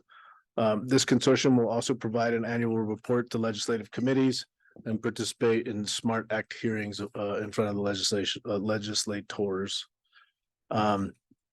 In addition to that, the legislation also created certain reporting requirements for operators and put that responsibility on ECMC. And so those reporting requirements are here. Those reporting requirements were developed to help inform this consortium and ultimately the other policymakers associated with regulating produced water, kind of the data necessary in order to be able to help us make recommendations or decisions on this topic. Finally, and this is ultimately an ECMC responsibility, but this is a body that will make recommendations to ECMC on this particular topic, but that ECMC shall promulgate rules on produced water, and those rules shall consider data and reports filed as part of new reporting requirements. Recommendations, the rules shall consider recommendations that this entity develops. And the rules shall include requirements for new OGDPs and substantial modifications to existing permits to include a plan of how produced water is going to be recycled, prohibition on placement of any new centralized produced water storage or treatment facilities in disproportionately impacted communities, a requirement that they operate or quantify and report for each oil and gas location, vehicle miles, and produced water management. A requirement for each oil and gas production basin, an iterative and consistent increase in the use of recycling of produced water without increasing associated emissions. Number 5, established based on recommendations from the consortium, an iterative and consistent schedule of dates that will significantly increase the usage of reused or recycled produced water and decrease the amount of fresh water used in oil and gas operations while ensuring protection of FSWE. 6 may include oil and gas basin specific benchmarks to comply with the above requirements, and 7 commission ECMC will include cumulative impacts of water and its cumulative impacts reporting. That's a quick overview of it. There's also the actual act that is in your inboxes, as well as in on the webpage as well, if you want to get into more details on the specificity that was within the legislation. So, any questions? Oh, go ahead. Doug White, I'd like to comment that that's the first time I've seen those. They're very well thought out and create a very strong framework of recommendations. From my perspective as produced water, we'll call it an expert lightly, been in the business a long time, recycled a lot of water all the way to discharge and different things and working on other projects. But reduction of fresh water use in the oil and gas industry in Colorado is what I take out of what our charge is here as a consortium. But that framework is a very strong framework of recommendations for the path that we take. Just want to comment on that. Thanks. Jacob Smith, my comment's really similar. I agree with that. I guess I haven't quite figured out how we reconcile that, the legislative direction, which seems super clear, the key results or the outcomes that we are supposed to produce here seem, at least the core ones seem really precisely laid out, or at least specifically laid out, and how we reconcile that with this conversation about the customer. Is the customer conversation supposed to be a layer that we add on top of the legislative direction to answer those questions? Is it to what it sounds like, John, you're partly suggesting this group can do more than what the legislature told us to do. So is the customer conversation supposed to be about what beyond what you just read is we are on our own deciding to take on as our charge? I haven't quite understood that relationship yet. I had a similar question, which is, maybe this is what you're discussing this afternoon. How do we incorporate those statutory deliverables into our strategic plan? Are they, we want to organize priorities around it? Or are those part of the result of the implementation of the priorities? I was curious if you have thoughts about how we together. We do. We think that among the 3 to 5 priorities, one of them literally is to achieve what's in the legislation. Literally. So it becomes part of the strategic plan and it's incorporated there. Yeah, and let me say this real quick, guys. If we reviewed the legislation and they're very clear as it's Doug, right? Yes. Make sure I got my glass. As Doug said, it lays it out pretty specifically. And a lot of that occurs over the next couple of years. We also talked about the fact that I think the consortium at this point goes out to 2030, maybe. Yes. Yeah. And there's not really, I was talking to Aaron a little bit, that there's not really a clear indication about what happens after that. So one of the things that, you know, just to throw it out there to you is, what is the role of this consortium going forward? I mean, we can accomplish the legislation and stop. Or you can accomplish the legislation and keep moving forward. That's the idea of being strategic, is leaning hard into the future. So I do think you need to accomplish the legislation. As someone who's done that, that's what your charge is immediately. But strategically, as a consortium in 2030, are you done? I hope not. So how do we look? How do we include the legislation, but also think about the future of produced water instead of Colorado? That may be the one way I would think about that.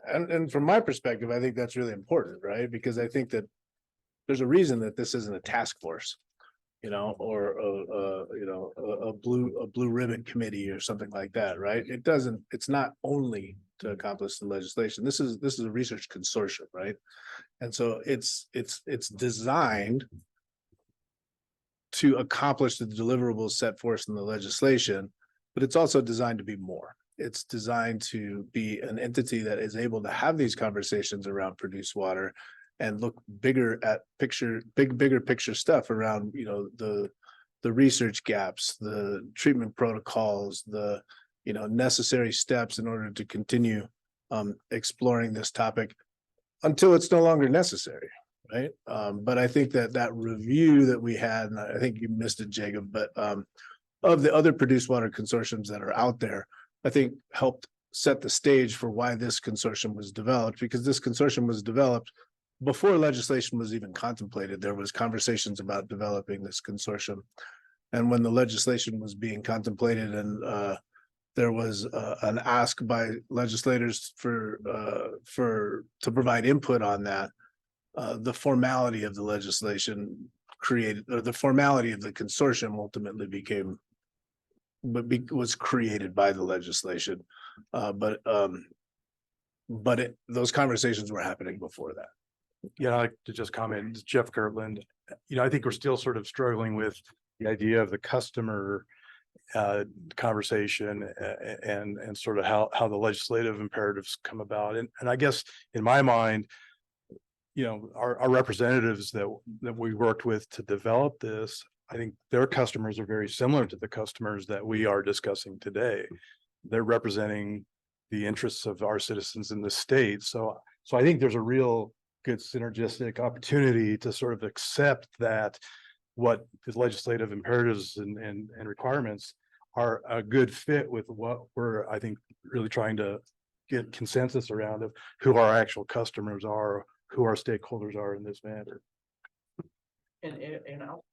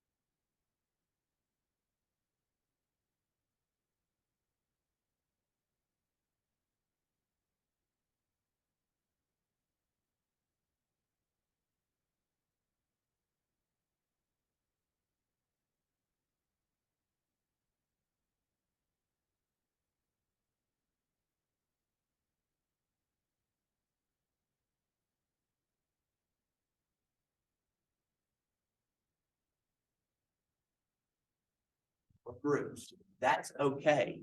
But what I would suggest that we do now, because we can have this conversation all day long. Okay. And there's nothing wrong with adding another one or adding another one. But what we've got to first do is we've got to raise our conversation up and start thinking about our priority areas of focus. Okay. Yes, sir.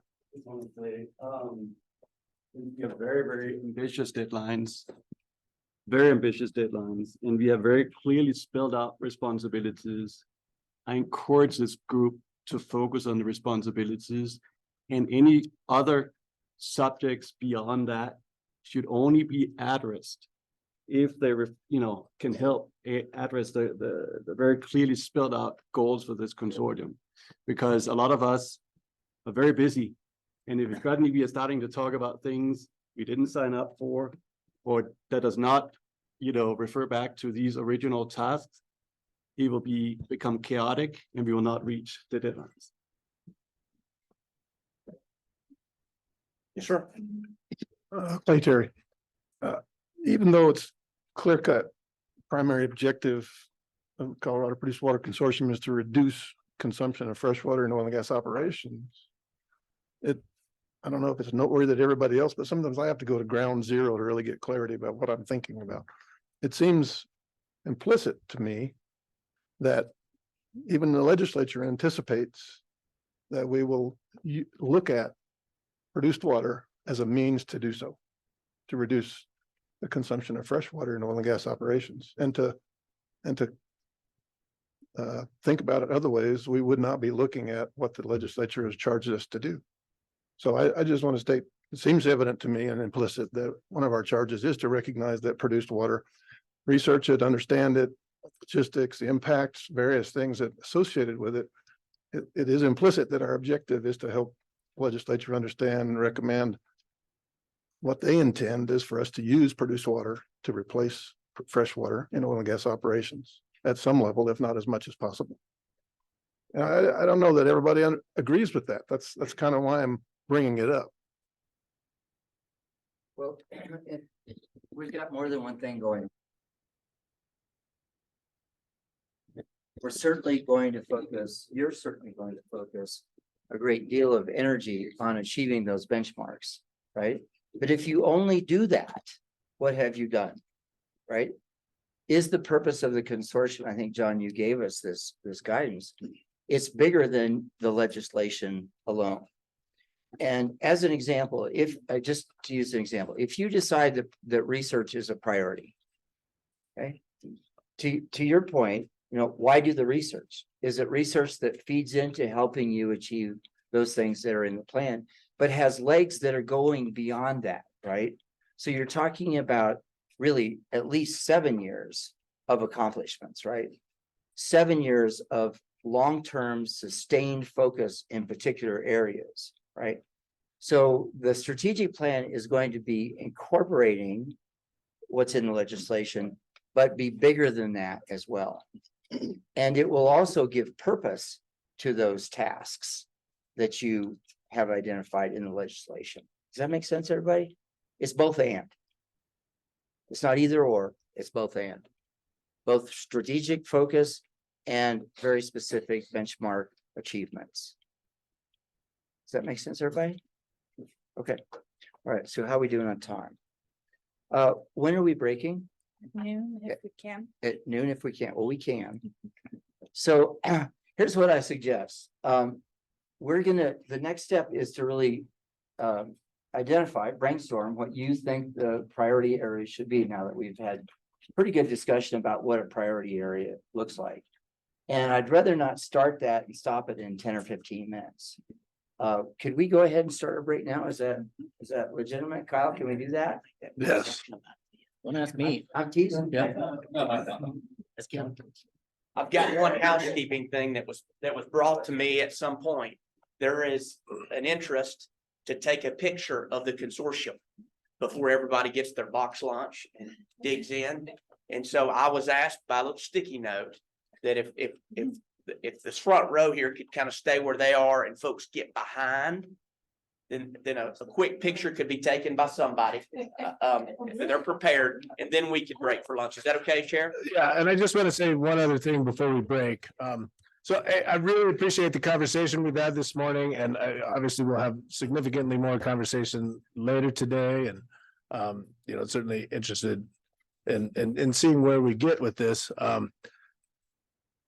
As with any kind of strategic planning process, trust the process here for a little while, right? I mean, it's easy for us to jump ahead. It's easy for us to say, oh, we should only focus on this, and just trust the process for a second. Let us go through the process, even though a lot of us are super smart and, ready to go to, Z instead of B. It's going to take us a little bit to get through the process in order to get to the result. And so that's where I'm at with that. So lunchtime or picture lunchtime. All right.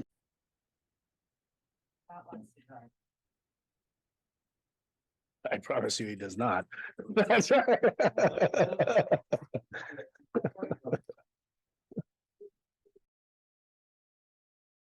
Are we rolling? Okay. So meeting is open to the public again. We're going to continue down our path with Marv and Jeremy, and I'll kick it over to you guys.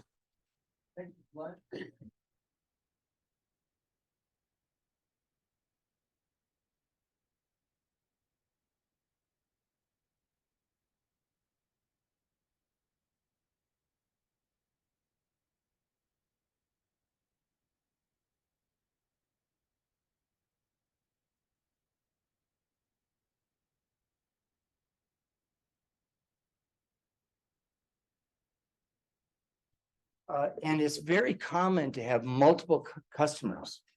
It would be surprising to us if there weren't, multiple, if not many customers of the products and ultimately the impacts that the consortium is going to have. So what we'd like to say right now is that this is a really good list of customers. We don't think you need to refine that any further at this point to be able to get to your priorities. So what we'd like to do is just acknowledge that this is a very good list of customers defined as those who will receive your products and potentially benefit from having your products. Does that make sense, everybody? Is that good enough for the moment? That's great. Okay, very good. All right, I'm going to turn it over to my colleague, and he's going to talk about priorities a little bit. So again, what we want to do is kind of raise our conversation up a little bit and really acknowledge that in order for us to get specific, right, into the goals that we want to achieve, whether those be the legislative mandates or otherwise, we first have to have priority areas, or what I would call chapter headings. Now, what we're going to do is just present you with what we heard as a way to begin that conversation. Okay. And you've got these words in front of you in the PowerPoint, but here are the words that came out of and how we grouped our conversations. And these are not necessarily your priorities. They could be, or some semblance of them. But if you'll notice in your PowerPoint, what we heard is we heard a lot about research. We heard a lot about education. Okay. Again, as chapter headings. Okay. We heard a lot about regulation and policy. Okay. It's broad chapter heading. Economics. Communities, right? And then I've also added legislation down here as an option under which you can put the legislative mandates in that particular priority if we set it aside. But what I want you to react to here is this.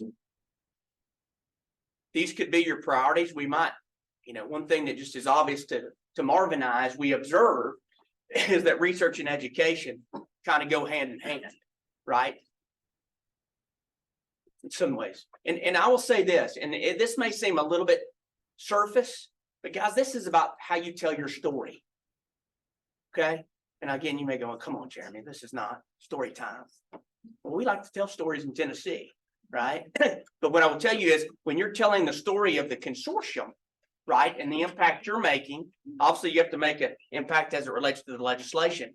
And what we talked about earlier, Doug, and everybody we were talking about the mandates there. But what are the other chapter headings under which you want to develop your goals? Again, our tendency is to jump into the weeds fast. Let's stay high now. And let's have a conversation about what you all think about these.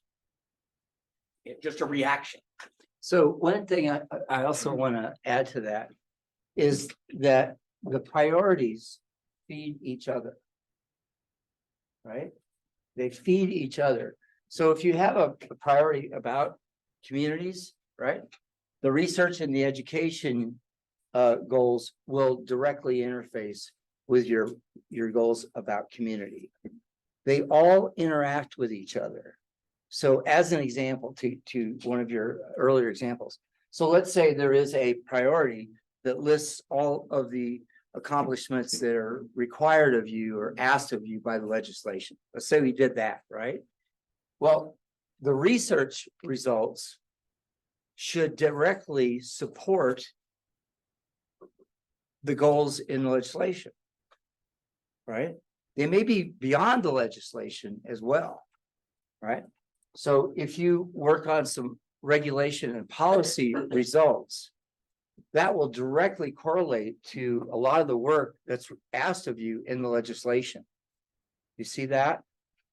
So all of these priorities, they don't stand alone. They all interplay with each other in different ways and at different times. So we want you to not think they're silos, right? These are the big areas that you're going to focus on, and they will interplay with each other and support each other. And that's how this always works. Okay. So Jeremy, you want to pick that up here? So I'm going to tear this off, put it on the wall, and then anybody have a reaction to that? Does anybody like that? Does anybody have a comment, suggestion? Yes, Julie. Joey Bronner, looking at those, I feel like that does capture a lot of what we spoke about. I would love to make a note or at least have us thinking about when we think about community, making sure it's a two-way street.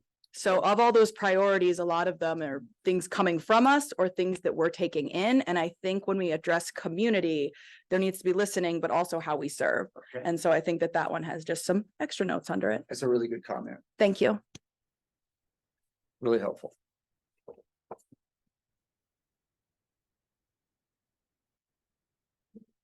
Thank you. Yes, Irene, Do we want to add methodology? say more, please. That once we've done the research and we figured out the regulations and the legislation, a methodology for best practices. Best, okay. Methodology for best. That's usually a product even within a result. That could be a specific result that you provide methodologies for others who are doing this work or researching or making policy. That makes sense. Good comment. Thanks. Tracy Kozloff. I just wonder all of those 6 or so words up there. I mean, do they all fall under the overall goal of reduce fresh water use or? Cause I read them and I say research to what end, education Right. to what end? So I feel like that's missing, at least in my head. Right, okay. Well, there's a couple ways of handling that. The legislation prescribes that as the ultimate result. I mean, that's basically the mission. Okay, I mean, are we all? That's almost at that level because of the legislation requiring it. That's kind of how we're thinking about that. But you could also list that under, you know, a specific priority too, if you wanted to, but that would certainly go within the legislative priority. That could even be the preamble or the headline for the legislative priority is what's stated in that way. And part of that, Tracy, too, is again, and I'll be the guy about how you tell that story. If somebody wants to know what the consortium, what are you guys doing at the consortium? I suspect there are folks wondering, right? You know, you could say, obviously, ultimately our goal is this, but we're focused really on a couple main areas, you know, research and education, regulation and policy. It's a level within which you can tell your story. I mean, you can tell it at a very high level, reduction of freshwater usage. Okay, how within that, what are you going to be doing? This is that next layer down to say, here are the chapter headings by which we're going about that. Can I just add? Absolutely. Can I just ask further, I guess, because that tagline or mission of reduced freshwater use, maybe in oil and gas. It's been stated a few times today, but I guess I just wasn't positive that everybody here is in agreement that that is like the mission. And I don't know if we should talk about that further. I'd rather not talk about the mission right now, right? So what I was acknowledging is that that's what the legislation, that's the purpose of the legislation. In essence, right? The purpose of the consortium is to help find ways to do that. Is that correct? Or do you disagree that that's the way the legislation says? You're looking at me? I am looking at you. Okay. No, I mean, it gives the three specific things. I mean, there's a preamble in the legislation, right? That actually provides a mission for the Produced Water Consortium. And I didn't read it, but it's in there, and this is literally an excerpt from the legislation. That a Colorado Produced Water Consortium aims to bring state and federal agencies, research institutions, and institutes of higher education, affected and interested NGOs, local government, affected industry, and others together to encourage the reuse and recycling of produced water and address barriers associated with utilization of produced water. The Colorado Produced Water Consortium will provide an informed path for the utilization of this water resource inside and potentially outside of the oil fields in Colorado. The outcome of this effort will build upon Produced Water Consortium efforts nationally, e.g. New Mexico and Texas Produced Water Consortiums, and will identify and address critical scientific, legislative, and regulatory knowledge gaps needed to develop policies that are protective of public health, welfare, safety, the environment, and wildlife resources in Colorado. The primary goal of the Produced Water Consortium is to help reduce the consumption of fresh water within oil and gas activities, like you said. And then some specific responsibilities, right? But it clearly lays out that the primary goal, you know, is to help reduce the consumption of fresh water in oil and gas operations in the state. But it also lays out this other stuff about reuse and recycling and research around beneficial use. So, So Tracy, if you think about it this way, in terms, I know I'm picking up that a lot of you think hierarchically, right? What's this, what's this, what's this, right? So we're trying to keep you at a priority level, right? So you have an overarching goal to help reduce the use of fresh water in oil and gas production, correct? That's what the legislation says, right? So that's like a tagline for the whole effort, right? But these other categories of work that you're going to do should feed directly to and aligned with that purpose, is the idea. That helpful. Barbara? In the line of stay curious, ask questions, be open. if you could be open to allowing everybody to have the confidence that everybody around the table can answer yes to Tracy's question might be a good idea, just a process thought. All right, who wants to acknowledge that that's the purpose of the? Who doesn't think it's the No, purpose let me might, do it. Let me okay. do it. Let me do it. All right, so I'll break a little bit. So do you all agree that that's what the legislation says, is what John read? I mean, factually, that's what the legislation says, right? Okay, that's the acknowledgement. All right. So what we'd like to do is again, turn your attention back to that list. Let's just ask the question. Do you want achieving all of the milestones or the tasks in the legislation is a priority?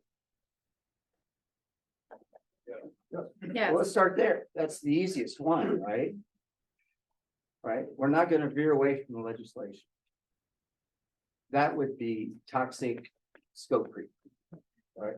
And we don't want to do that, right?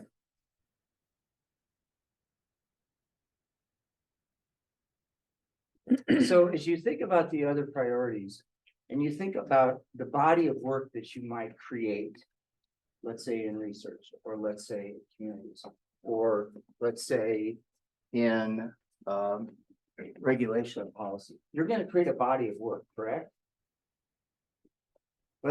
Are you committed to do that?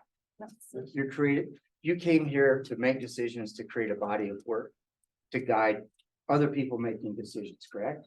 Yes. All right. So as you think about the other categories, and this is just what emerged, that's all, is that when you think about that body of work, what are the big pieces or the big areas of body of work that will help you reduce the use of fresh water and achieve your legislation, right? What priority areas would you like to organize your work in to achieve what the legislation is asking you to do? That's really kind of the question. It's another way to think about priorities, if you will. Tessa Sorensen, I'd like to flip that on its head. Out of the categories you saw, out of the responses from all of us in this room, which one of those common elements we all seem to share is not covered by a legislative goal? And should therefore probably be a priority. Okay. Because if we all share a common vision on one of those topics, and it is not explicitly laid out in the legislative goal, it obviously should be at least on the radar as a priority for the consortium, in my mind. Do we see language around communities a lot in this legislation? No. There is definitely around. Right. But not in the back and forth. I would say this. Harmony Cummings, and I would also say around education. There is some with doing a smart hearing, but that's not education to the greater public. Right, and that's a really good example of how the strategic plan could carry you into and through the legislation to larger impacts or purpose. But I see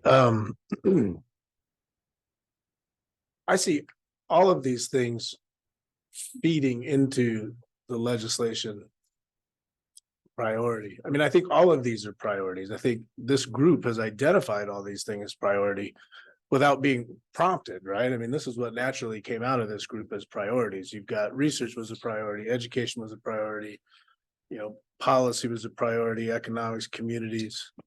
Legislation was the only thing that didn't come out of this group as a priority, right? And it's true. And so I think it's interesting. But I think that the legislation piece ends up being, an important guide for us. But I think all of these things tie into that legislation priority or interact with one another, because there's going to be education and research that's necessary in order to develop some deliverables associated with the legislation. There's community feedback, two-way community feedback from the community standpoint in order to be able to develop some of the legislation deliverables. There's education that needs to occur two-way education, both from communities to this body and from this body to communities around topics associated with legislation. So I mean, I think these are great topics. I find it interesting that the legislation wasn't one that was brought up by anyone, or it probably was brought up, but it was not highlighted as one of these things. And then the only other one that I would throw out there is that certainly economics is a consideration and all of these things as well, as far as feasibility essentially. I'm trying to picture how that's going to be one of our priority areas though. We did as well. A lot of the conversation about economics was the cost. Right? How do certain treatments, how does that cost get covered? How is it realized? What is the actual cost? And one of the things that we noted is that there is a lot unknown about cost.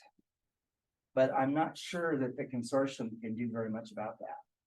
To your point with this hard thing. Yeah, well, I was just gonna say, I think there's some alignment here with even what was identified in the legislation relative to these areas that we've identified. You know, when you just, for instance, talking about developing an informed path for reuse and recycling, you know, research, education, and the responsibility to our communities is about informing it, measures to address barriers associated. I think that's where you start to get into sort of the regulatory policy and economics. So there's alignment, I think, in these areas. Communities, certainly in terms of serving and listening, research to evaluate analytical, toxicological. I mean, that's obviously part of what we've identified. So I think we might be saying the same thing over and over again a bit. But I think the language aligns very well with the legislative imperatives that were identified already. So I just offer that up as some clarity. We were very involved. Our company was very involved in actually starting the Produced Water Consortium in New Mexico. First of all, I want to say the approach that we're taking here is, in my opinion, so much better than the approach that we took when we first did this in New Mexico. What did we do?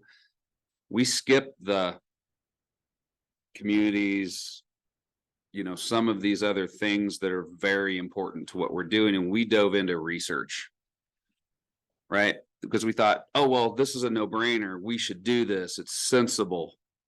And what we ended up with, the outcome of that was real squishy.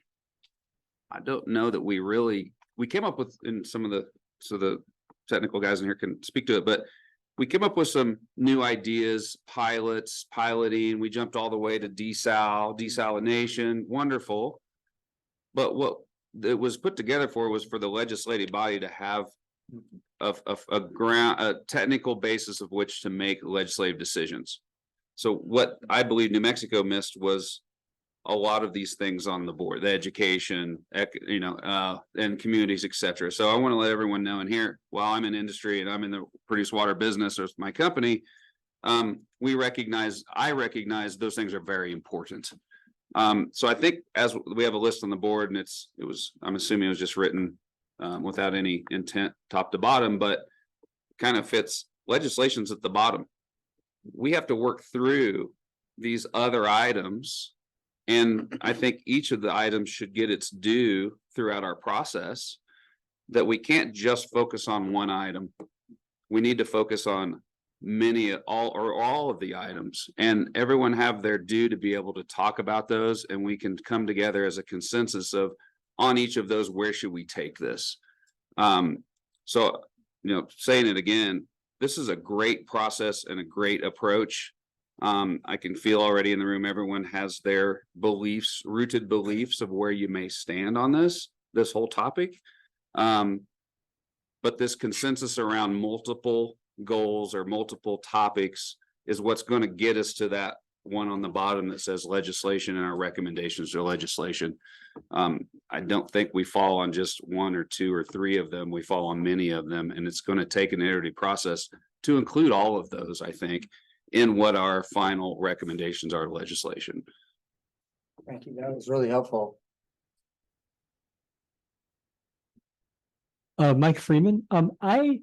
Looking at your list there, I think that approach could work pretty well. And I think, at the level of a strategic priority, it could be a useful overlay to accomplish the statutory requirements as well as the other things we're looking for. As long as it, for each of those, you'd have to have the results at a lower level and then implementation. Yes. One thought I did have, and this goes to the economics question, is I don't know that economics by itself rises to the level of a priority. It seems more like that's a necessary feature of the regulation and policy discussion, and probably the research discussion maybe too, but maybe not a standalone priority in and of itself. Thank you for that. That emerged for us as well. I think there's a language problem here, honestly. Those don't look like priorities to me. They look like factors that go into every single one of the priorities we might choose. All of those would go into legislation. And that's just achieving the legislative goals. I mean, when I think of a strategic priority as listed in our guideline here, I think of, say, increasing the reuse of produced water. That's a strategic priority. Tessa, that's actually a result. That's a result. That's a Okay, result, not a priority. cool. I stand corrected. Okay. But at the same time, all of those, I can't think of a priority that all of those wouldn't go into. There wouldn't be factors that go into all of those. They're categories of priorities, not a priority. The way I view it, I don't think any one of those should be dropped. I do think economics is just a weighting factor. I mean, if we came up as a consortium, if we came up with a list of recommendations we looked at all the ways you can recycle produced water and how you can use them. And we also came up with a relatively prioritized list in terms of ease of use, technological availability, cost, etc. All of that kind of goes into that, I would think. Thank you for that. Oh, sorry. Yep. I think this gentleman was first. I'll be quick. I think you have a great opportunity to not talk about what we believe, right? I always say to my students, believe is something in the church. In the scientific realm, we stick to facts. So we have an opportunity to get facts and base decisions on the research. That's why research needs to be on the top. It's not about emotions. It's not about, my kid got cancer, or let's make it fact-based. And that only comes from sound science. Then you can inform everything else in there. With respect to economics, more or less all of us who develop technologies, we normally end our technology development by doing techno-economic analysis. Does it make sense from an economic perspective? Obviously, whether it makes sense or not, sometimes has some political, if you, as a government, you can go in and say, hey, water is costing $100 a gallon tomorrow. Well, suddenly it might make sense to reuse a lot of water. If water costs 50 cents a gallon, it might not make sense to invest in capital investments to have treatment and reuse and so forth. So I think those two things are really important. And that's why research should be, in my personal opinion, on top of the list and inform sound decision-making. Yeah, your comment, I just want to expand on. I was just going to say that economics can change overnight, not only from regulatory authority, but advances in technology. Just look at fracking, right? That took a while to develop and become economical. And the whole business of the way we price water today enables a lot of uses that people sitting around the table might decide are not of high value. So I think it's really difficult to make decisions based on economics unless you're in the business, and then that is the platform for your decision. But in terms of our decision here, I would hope it's very secondary. Yes. Eric England. Just thinking about the concept of we need to know where we are to know where we're going to go. So, an important consideration, and it's related to research in this process, is understanding what our baseline is in these important categories. So we know what we're going to project off of.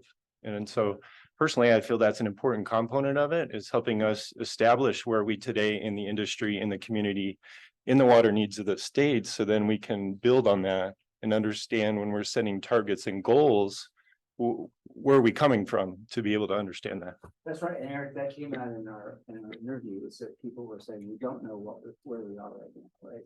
We don't know how much fresh water is being used, or how much produced water is being, created. So that can be definitely a big marker in the research priority. To find out what all those current usages are, what those baselines are, and I can't articulate them, but I know you can. Well, and I think it's not just in the technical use of water, but it's in each of these areas. How are we doing on education? How are we doing on policy? We're setting that baseline in those categories so we know where we need to go from there. That's a really good one. Thank you, Eric. I didn't fully understand. Thank you for that. Yes.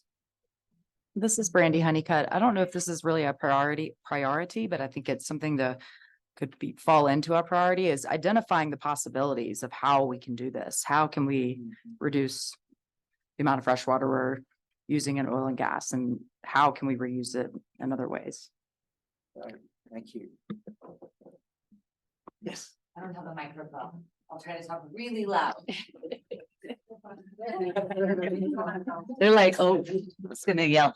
Nicolina Pollock. I don't know where it would fit in, but I brought up during our interview is the legal implications. So, I mean, there has to be some, besides where we're going, is who owns the non-trib and tributary water. And if it becomes a reuse that is a commodity that's sold right out of these priorities, like we need to figure that out. That's probably another big priority. So I think that's a huge one. And in my mind, that's like regulation and policy, but I'm trying to come up with a better word. I mean, we can do regulation, policy, legal. Anyone think of a good word that covers all? Removing the barriers. I mean, but Colorado law is statutory, you know what I mean? It's Regulation, it's more than a policy, it's barrier. legislative, it's, but we're identifying those barriers in order to be able to remove those barriers, right? Or potentially remove them if necessary, or modify them, or whatever needs to happen. And so, I mean, I think that's an important one. I can't come up with a word that captures regulation, legislation, policy, and legal. Governance, maybe? Governance is a possibility.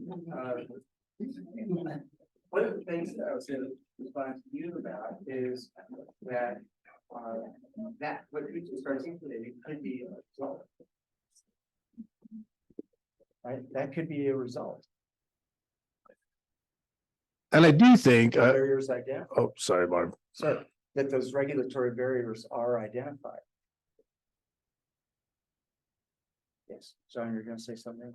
Well, I was just gonna like reiterate, I really appreciate the concept of chapter headings, right? And the Produced Water Consortium being the book, right? And so I think that these, in a lot of ways, create a really well-structured chapter headings for our book. And so I think this group's done a nice job of identifying those. Really. Harmony Cummings, piggybacking off of what is possible, I think something huge that's missing from the list is infrastructure. And what is actually feasible to happen in the field. We can come up with all this research, all these policies, and all these great ideas, but if it's not physically possible, does any of it matter?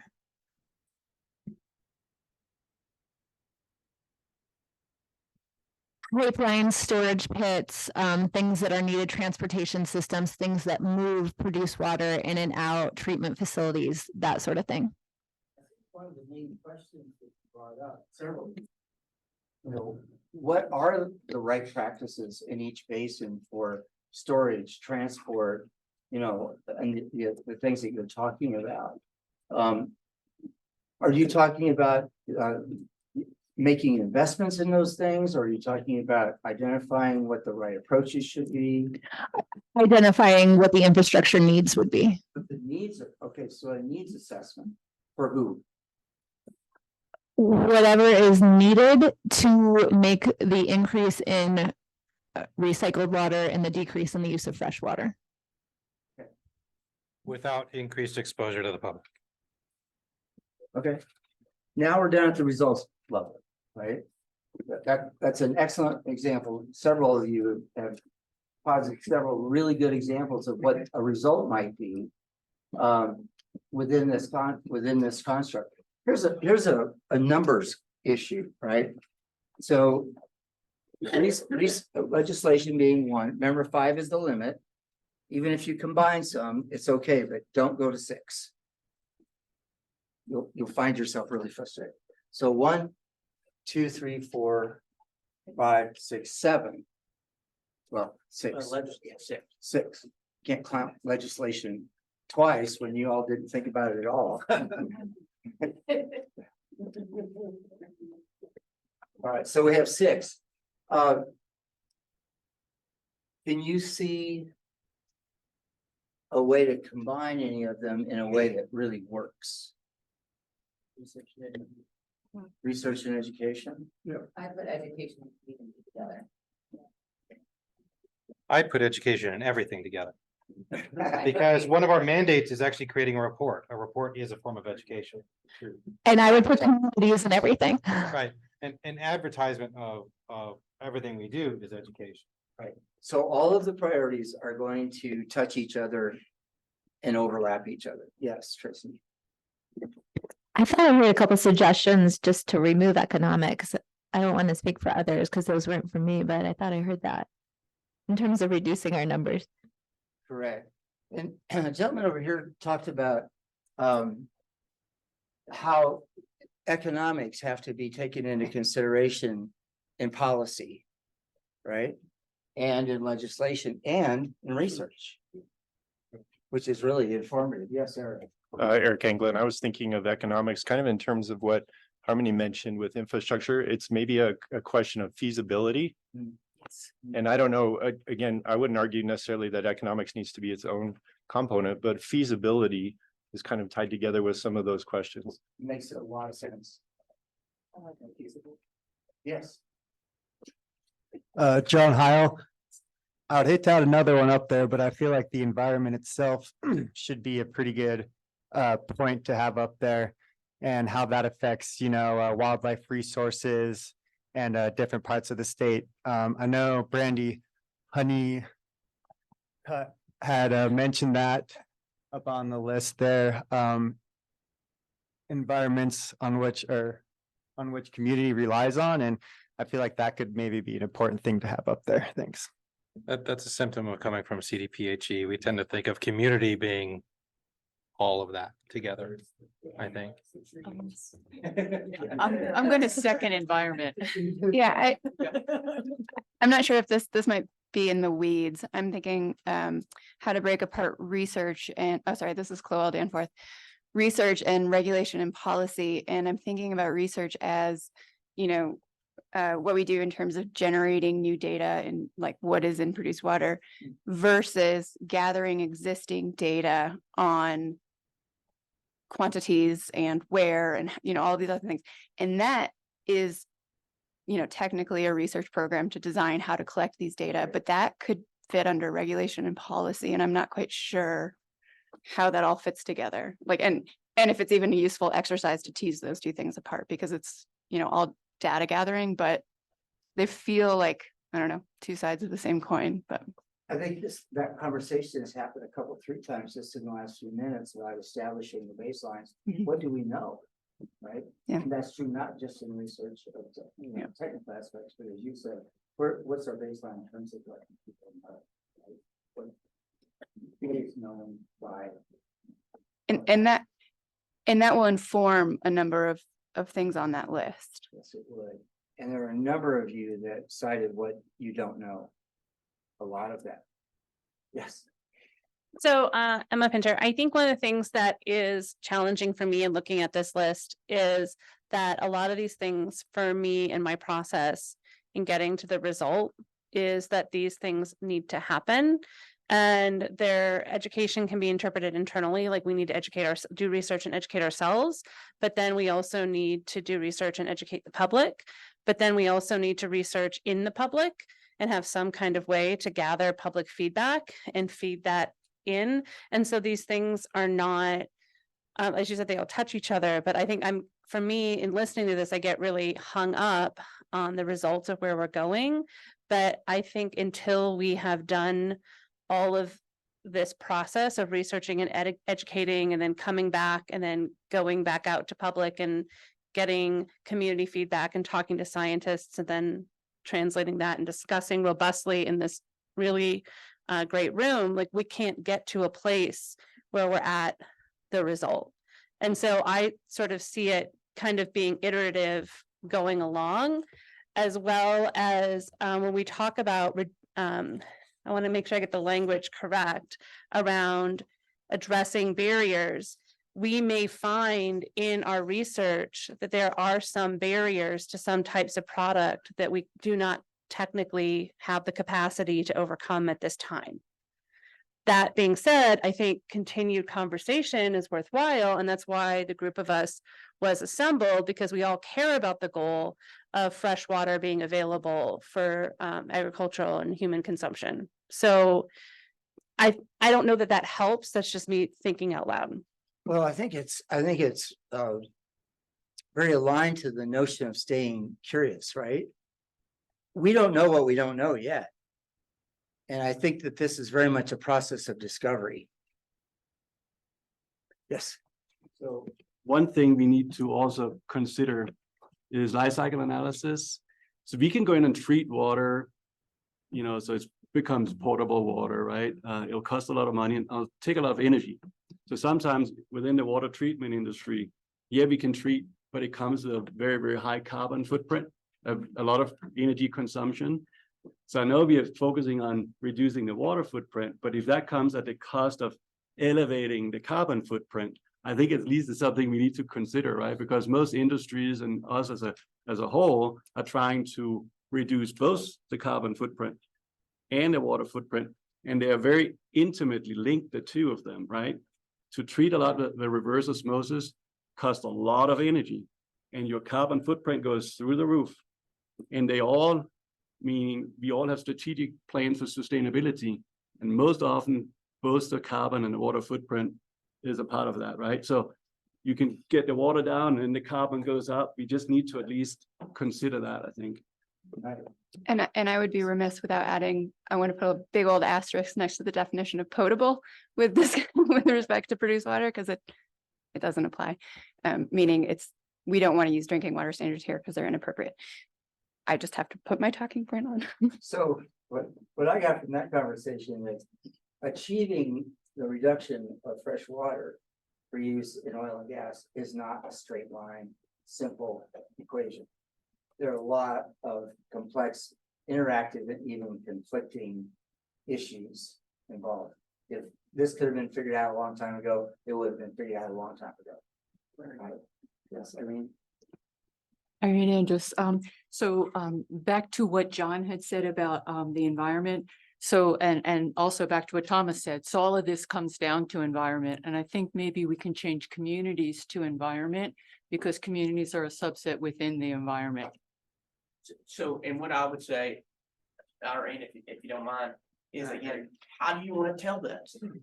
How do you want to talk about this? Because right now, at this point in time, all I've got is legislation, right? And if somebody from the outside were to ask, what do you do? Well, I'm doing the legislation. Nobody knows what that is. A lot of you don't know what it is, to be honest. Okay. And that's my job, to be honest. What is the story you want to tell about which you're doing the legislation and doing the work that you say, and y'all are doing a fantastic job, by the way, that you need to do to Emma's point, to lay out some iterative things to start discovering what you don't know. Then once you know that, add some more to move forward, because that's what this is. It's a strategic plan. So you're doing a great job, but I just needed to say that. Yes, sir. Sure. To Irene's point, I mean, how about community and the environment? Because I think if we're talking about telling a story, we're getting at largely the same idea here, which is how do you protect communities and the environment and address the impacts of this and the externalities of it. And I think that they go hand in hand. They're not totally coextensive, but I think they're really closely related. And if we're thinking about chapter headings that tell people what we're trying to do, that would be, for me, that I think would make kind of be a logical category to use, basically. Or do we just call it environmental justice? Yes. Yes. Environmental justice, yeah. Hold on. Hold on. We're not gonna have categories according to your agency names. I'm just teasing. Doug. We're not going there. So Just say that. this is for Jeremy Marv question, as I'm sitting here listening to trying to figure out our priorities. If we can take our priorities, and I'm asking you a question if this makes sense. We all have priorities that change, right? No different for this group. So if we can take priorities that we can agree upon in general, but we can also agree that, hey, guys and ladies, this could change. Our priorities could change through this process. Maybe so we can get some traction is we choose our priorities that we have in this room today that we come up with, and we may not agree 100%, but we can make them multiple names. And then we say, okay, we're going to work towards understanding the baseline on each, because there's a baseline on each. And Eric brought that great point up. What's the baseline of today's world of research around the water? What's the baseline of, and everybody will have something different to contribute here. What's the baseline of the education of the public around this, right? Maybe Tessa can speak to that. I can't, right? Because CDPHE, I'm assuming has education and through the state, et cetera, right? As we go through these, we baseline our priorities. And then as we go through those baselines, we may decide and say, hey, we missed a priority, or hey, this priority is maybe not as important as this other priority. But if we can stay open to each other and commit that our priorities may change, we can create some priorities here, start baselining them, moving forward. Some of them are going to really stick and be very valuable. Some may not, or may change, and we find other more valuable priorities. But for Jeremy Marv, is that a concept that may work? That's a very real concept, and it's very consistent with what we're trying to do. The other thing I'd say about that is there'll be different paces and timing for work on different priorities as well, right? They may not all move at the same pace at the same time. If that makes sense, right? If you're working on 5 different areas, there may be more energy in a particular area or 2 or 3 in a given period of time. But that is exactly right. Strategic plans have one purpose. Anybody know what that is?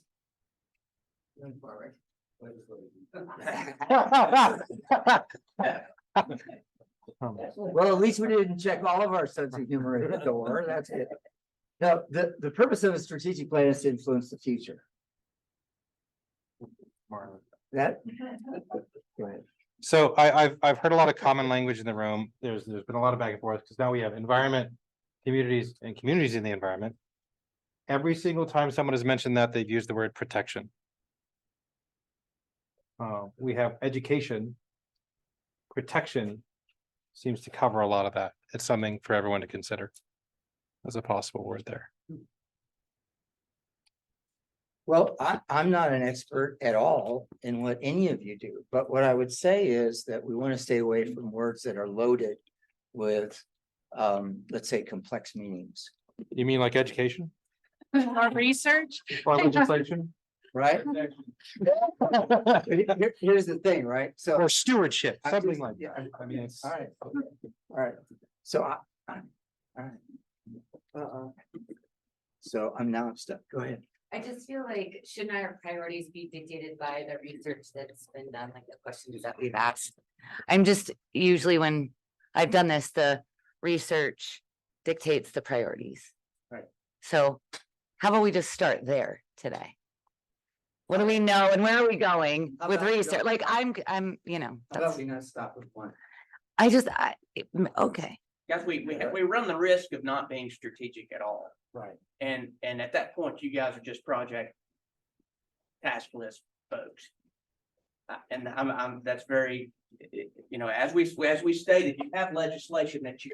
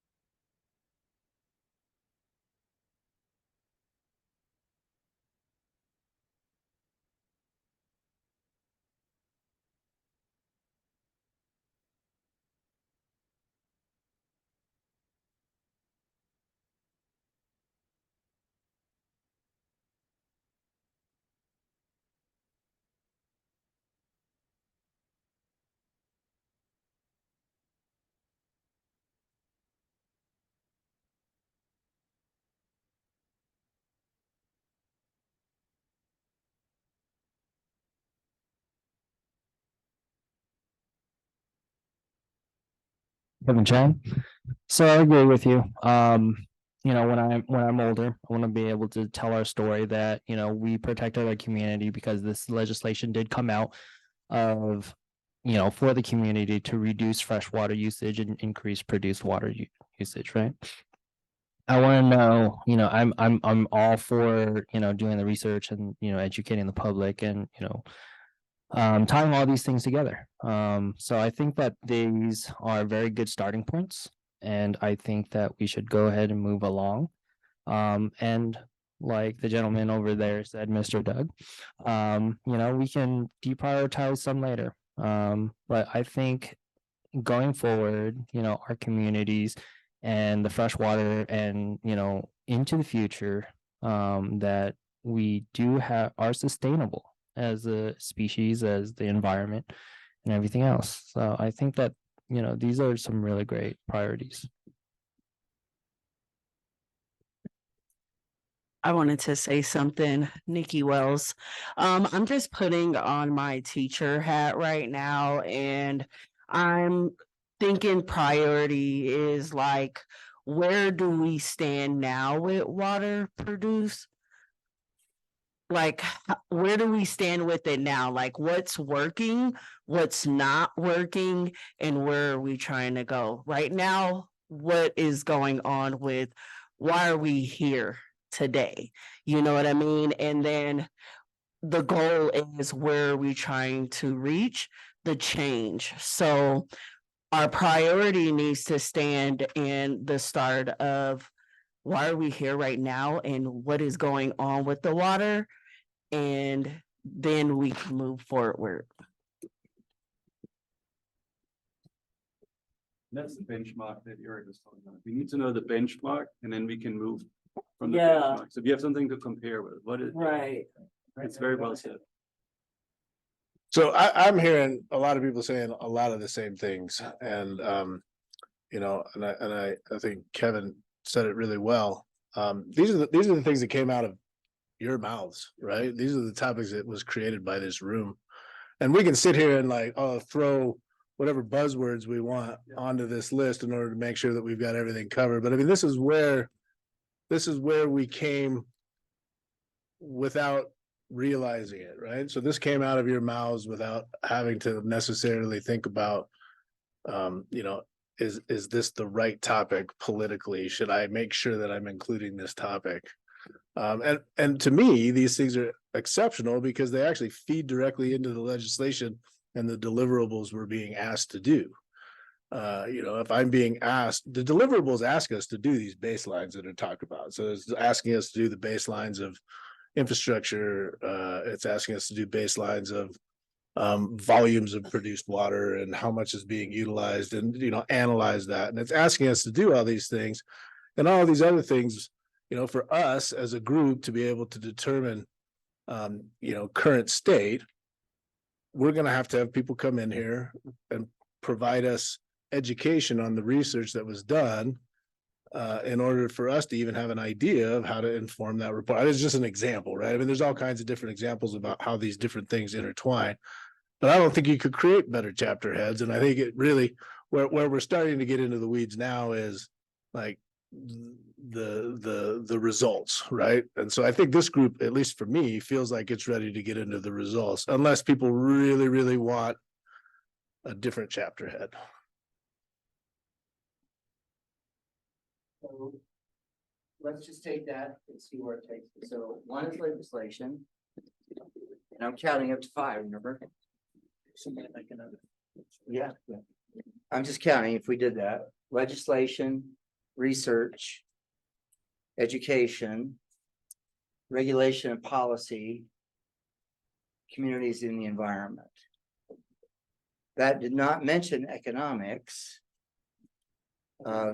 Part of each one of those things. It's part of each one of those things. It's like an underlying thread that will be there as an implication for all of it. Okay. So, And Mark, I mean, to me, education is an outcome of your research, right? You can't really educate till you're researching. That's so. as your colleague mentioned, the research is going to inform all of it. I think education does need to be its own item simply because it needs to be a concerted effort. to educate. Simply doing the research doesn't mean everyone's gonna read the paper. You have to present it in the proper way. Grant? We get a couple. Grant Tupper, I think that especially on education, but also on regulation and policy, the consortium should address the fact that this is not an unregulated space.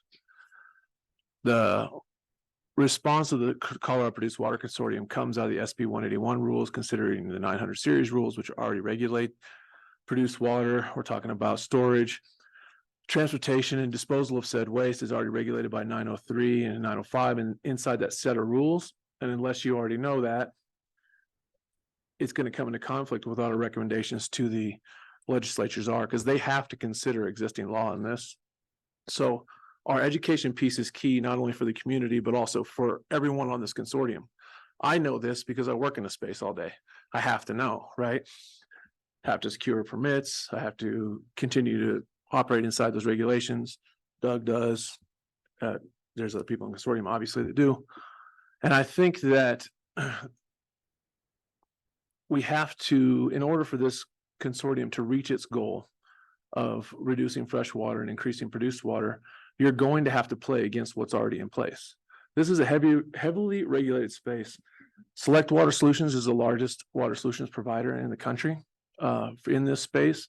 And this is the most heavily regulated basin we work in the state of Colorado. So I think it's very important that we provide that education to all the members here. What are the rules now? What are we trying to change?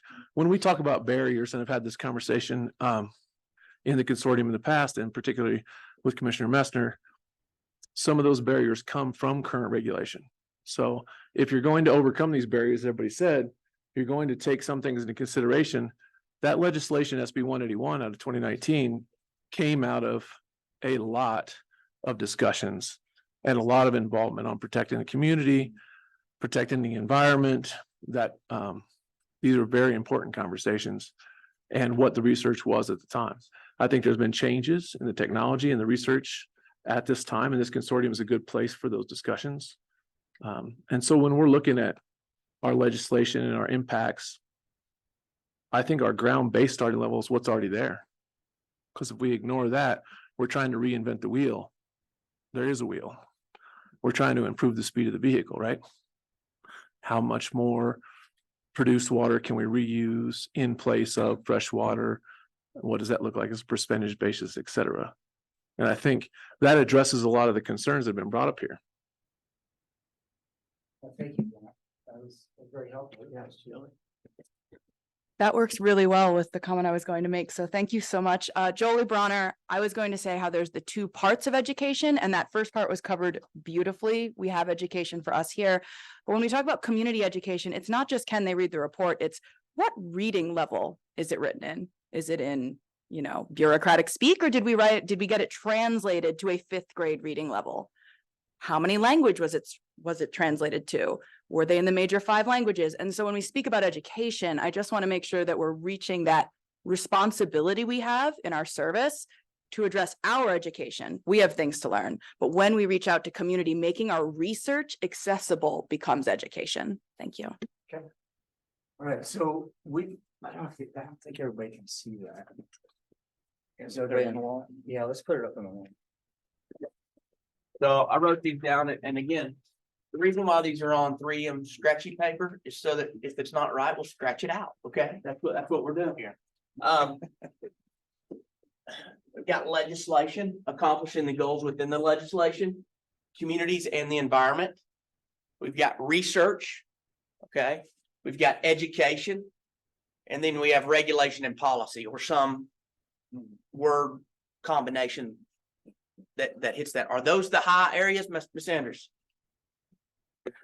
Hi, actually, what Grant was just saying made me ask a certain question. Do we have to somehow in this consider scalability? Like what we know today is not necessarily what we're going to know tomorrow. So do we have to consider in there something about the continuous scaling to what we learn and what changes? If I'm understanding what you say, and I may not be, so forgive me in advance. If you within a topic area, priority area, if you have something that you're trying to, let's say you set up a strategic goal related to learning something, right? And you learn that, and then you have to move forward. You can add to this plan as you go along. Was that the question or no? Say we have a gigantic drought this year Okay. and there's way less water than we were expecting. Will our solution scale to accommodate changes? I think that's as much a characteristic that might inform the results that you do right. Not necessarily a priority, but sort of a way you do your business. It's one of the things you consider as you make your as you set your results. And those can be characteristics that you actually test within the results as to whether or not they're scalable or under what circumstances. Again, I think most of our conversation now is at the results level. Okay, so I want to ask, just ask you, do we have consensus that legislation is one of your priorities? All right. Even though y'all didn't talk about it. It was implicit, all right? I know. Bring it up. Who brought that? Right. So, do we have consensus that communities and the environment are a priority? Yes. Do we have consensus that research and all the things that implies, is that a priority? Yes. as Yes. Well. We have consensus on that? Yes. Yes. And education, I want to just make a couple of notes about education. You've talked about being a two-way dialogue, right? That we want to share what we learn or know, and we also want to listen, which is very much related to how you relate to communities. Do I have that pretty much? Yes. After what you said. So is education a priority, both of yourselves and the public? Yes. Yeah. And third, and I think we might play with the words a little bit on this, but regulation and policy and the people who set those policies, is that a priority area? Regulation and policy? You could also say legislation in there. Yeah. I'm sorry. Barbara Vasquez, I was just going to say and try and follow up on some of the other comments. The whole structure of our water law, which in person, right, creates a framework that isn't easily adaptable. And so in terms of who owns the water and how we can influence water sharing agreements, for example, it sits inside a very stiff legal structure. And I don't know how we capture that in the nature of that headache. Barbara, I think that's a good point. I mean, I think that's an identified challenge or a barrier that exists. I mean, from my perspective, I'm still not clear about how tributary and non-tributary water works. So I think as far as a priority, I think that fits in policy and regulation fairly well. But I think that's what I'm most excited about, is how we kind of identify those challenges and those barriers. Freeman, just one thought on what to call the regulation and policy chapter. I mean, we could call it law and policy, and law would encompass regulation and legislation, statute, whatever we want. I'm sure you were gonna say law. Law and policy. So Michael has made a recommendation about law and policy. Yeah, currently we're getting regulation and policy. What do you think, guys? This is a conversation. Yes, sir. Yeah, John Heil here. I'm in agreement with what Grant had said earlier about how a lot of these regulations are already in place, and that's kind of the baseline of what we have going on there. And the people who come up with those rules and regulations, is kind of based off the legislature. So I'm hesitant to put regulation and policy up there because it's kind of already been created. And unless we can get the legislation to change things, then there's not much we can really do with regards to regulation and policy. So can we call it, So I think regulation? I think one of the things to think about here, Marv, as we think of that, because when I'm thinking about regulation and policy, legal, legislative, at least in the conversations that led up to the development of the consortium and ultimately the legislation, it was really barriers, right? So what are the barriers that are there that need to be overcome in order to encourage reuse and recycling of produced water and decrease the amount of fresh water that's being utilized in oil and gas activities? And so there are regulations that are barriers, there's policy that are barriers, either there is existing policy or there is lack of policy that are barriers. There are legal barriers, there are legislative barriers, again, either missing legislation to enable it, or there is legislation that is explicitly a barrier to it, right? And so in my mind, that's what this is barriers. You know, what are the barriers that need to be overcome? Unless people, as they were talking about this, you know, envision something different. So So are you thinking that the label is, that's the word barriers in it? well, my thought was to create it with one word is just to put barriers, Just barriers. but this is a brainstorm, so I don't know if that's the right term. Doug White. Legislation, and speaking how I think, legislation to me is prospective. So that is its own priority. Regulation and policy is current and in place. I think keeping them separated will help us focus on recommendations about regulation or policy changes that may need to happen. But that's going to happen through our recommendations for legislation. I think it would be important to maintain them separately. That's my thought on it, on the topic. Mike Freeman, John, I completely agree with you that barriers are a really critical part of the regulation and policy, law and policy, whatever we're going to call it. I would be reluctant to just call it barriers because I don't know. I think we don't want to limit ourselves in whatever recommendations we make to just removing barriers. I mean, it may be that we want to include, you know, we want to make sure that that communities in the environment are adequately protected, and that might fall under a different category. But I've been thinking of it as whatever package of policy or legal recommendations we want to make. It may be broader than just removing barriers. You know, we may want to. There's probably other things that go into it. And I'd like to keep it broad enough so that we have the flexibility there.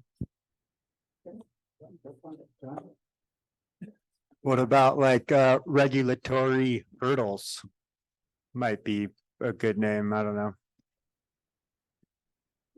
I agree. I would say that barriers would be a subheading under regulations and policies, identifying what is actually in place and what needs to change. Barbara?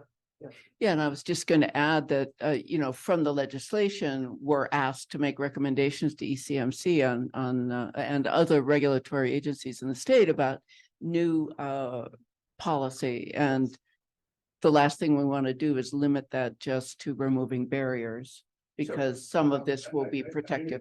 Yes, so. Yeah. So. I like it, John. I like it. Quick comment that may, I hope helps, and may not, but I hope. So. What you all get to determine next is what success looks like under each of these priority areas. Okay, so what that means is, if under research we're talking about a baseline, well, that's what success looks like for under research right now. Okay, so what my intent there is to say, for regulation and policy, if you decide that one of the results that you want to focus on is removing barriers, that might be what success looks like under regulation and policy right now, along with some others that you come up with. So just because we write regulation and policy doesn't mean that success means regulation and policy. The next step in the process is for us to have difficult conversations about what underneath regulation and policy do we need to try to influence over the next several years. And we think you're all thinking about this the right way. Think about them again as chapter headings, and then you've got subparts of that chapter that you're gonna, you know, achieve some results with those, right? So Can I ask again? So, your priorities, is legislation a priority? Yes. Some things sometimes it's my job to ask the obvious. Communities in the environment. Research. Education. Regulation and policy. Yes, Tracy. Are you gonna interrupt us? Man? You gonna stop? No, it's done. Go ahead. Just Well, now I feel really bad, Mike. She's my boss, so I. So, Tracy, just that last one, maybe just some food for thought to refining it. Is it more around the lines of regulation and policy changes or recommendations, not just like, I have a bit of an allergy because when I see that right now, it's like, let's just do more of it. And that's, I don't know that the group would want just like more for the sake of more, but like improvements or recommendations to make it better along the lines of what we're trying to do. And I still like Law and Order Produced Water Unit. And I just always hear. "Doom, doom." Somebody just take control, will you? So what Tracy's proposing is to add a word at the end of that, Yeah. say regulation and policy Changes. changes or regulation and policy recommendations as a way to just clarify. word improvements that mentioned. Okay. I like it. Like it. My only quibble is that improvements feels like a result. And that's a good outcome. I mean, another good outcome would be to understand the structure as it exists. I mean, that's going back to the whole baseline thing. So, I mean, I agree with you. But what you're saying, Chloe, is improvements suggest a result. Yeah. A recommendation is for a change. It's just what it is. It's a recommendation and or a change. Is that correct? It's basically neutral, right? It's just that you're gonna focus on what regulations and policies could improve, right? The reduction of the use of fresh water for oil and gas, right? Yeah. Okay. I would say keeping it high level the way it is, you can fit everything. It's a topic, we can fit improvements, barriers. There are many things under that, but I think about in my mind, it's like I said, it's chapter head, it's a tab. Hey, let's go to regulations and policy. You do all these things under the tab. If it's regulations and policy improvements or recommendations, well, it's not just recommendations, because we want a baseline. We understand where we are today. So a lot of those things can fit under the heading is how I would see it. I like it. Very quick one. Yes.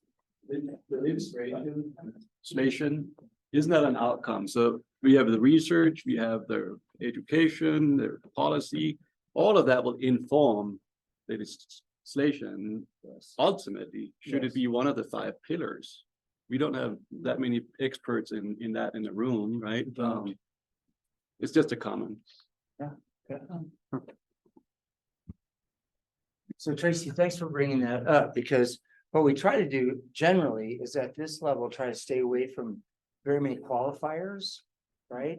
I thought that was really a good offering. I think the group would say that will be taken up when you set results, if you're okay with that. Okay. All right. Well, congratulations. You have your priorities. Awesome. Jeremy and I need a break. Guys, Take 10. We'll take 10 minutes.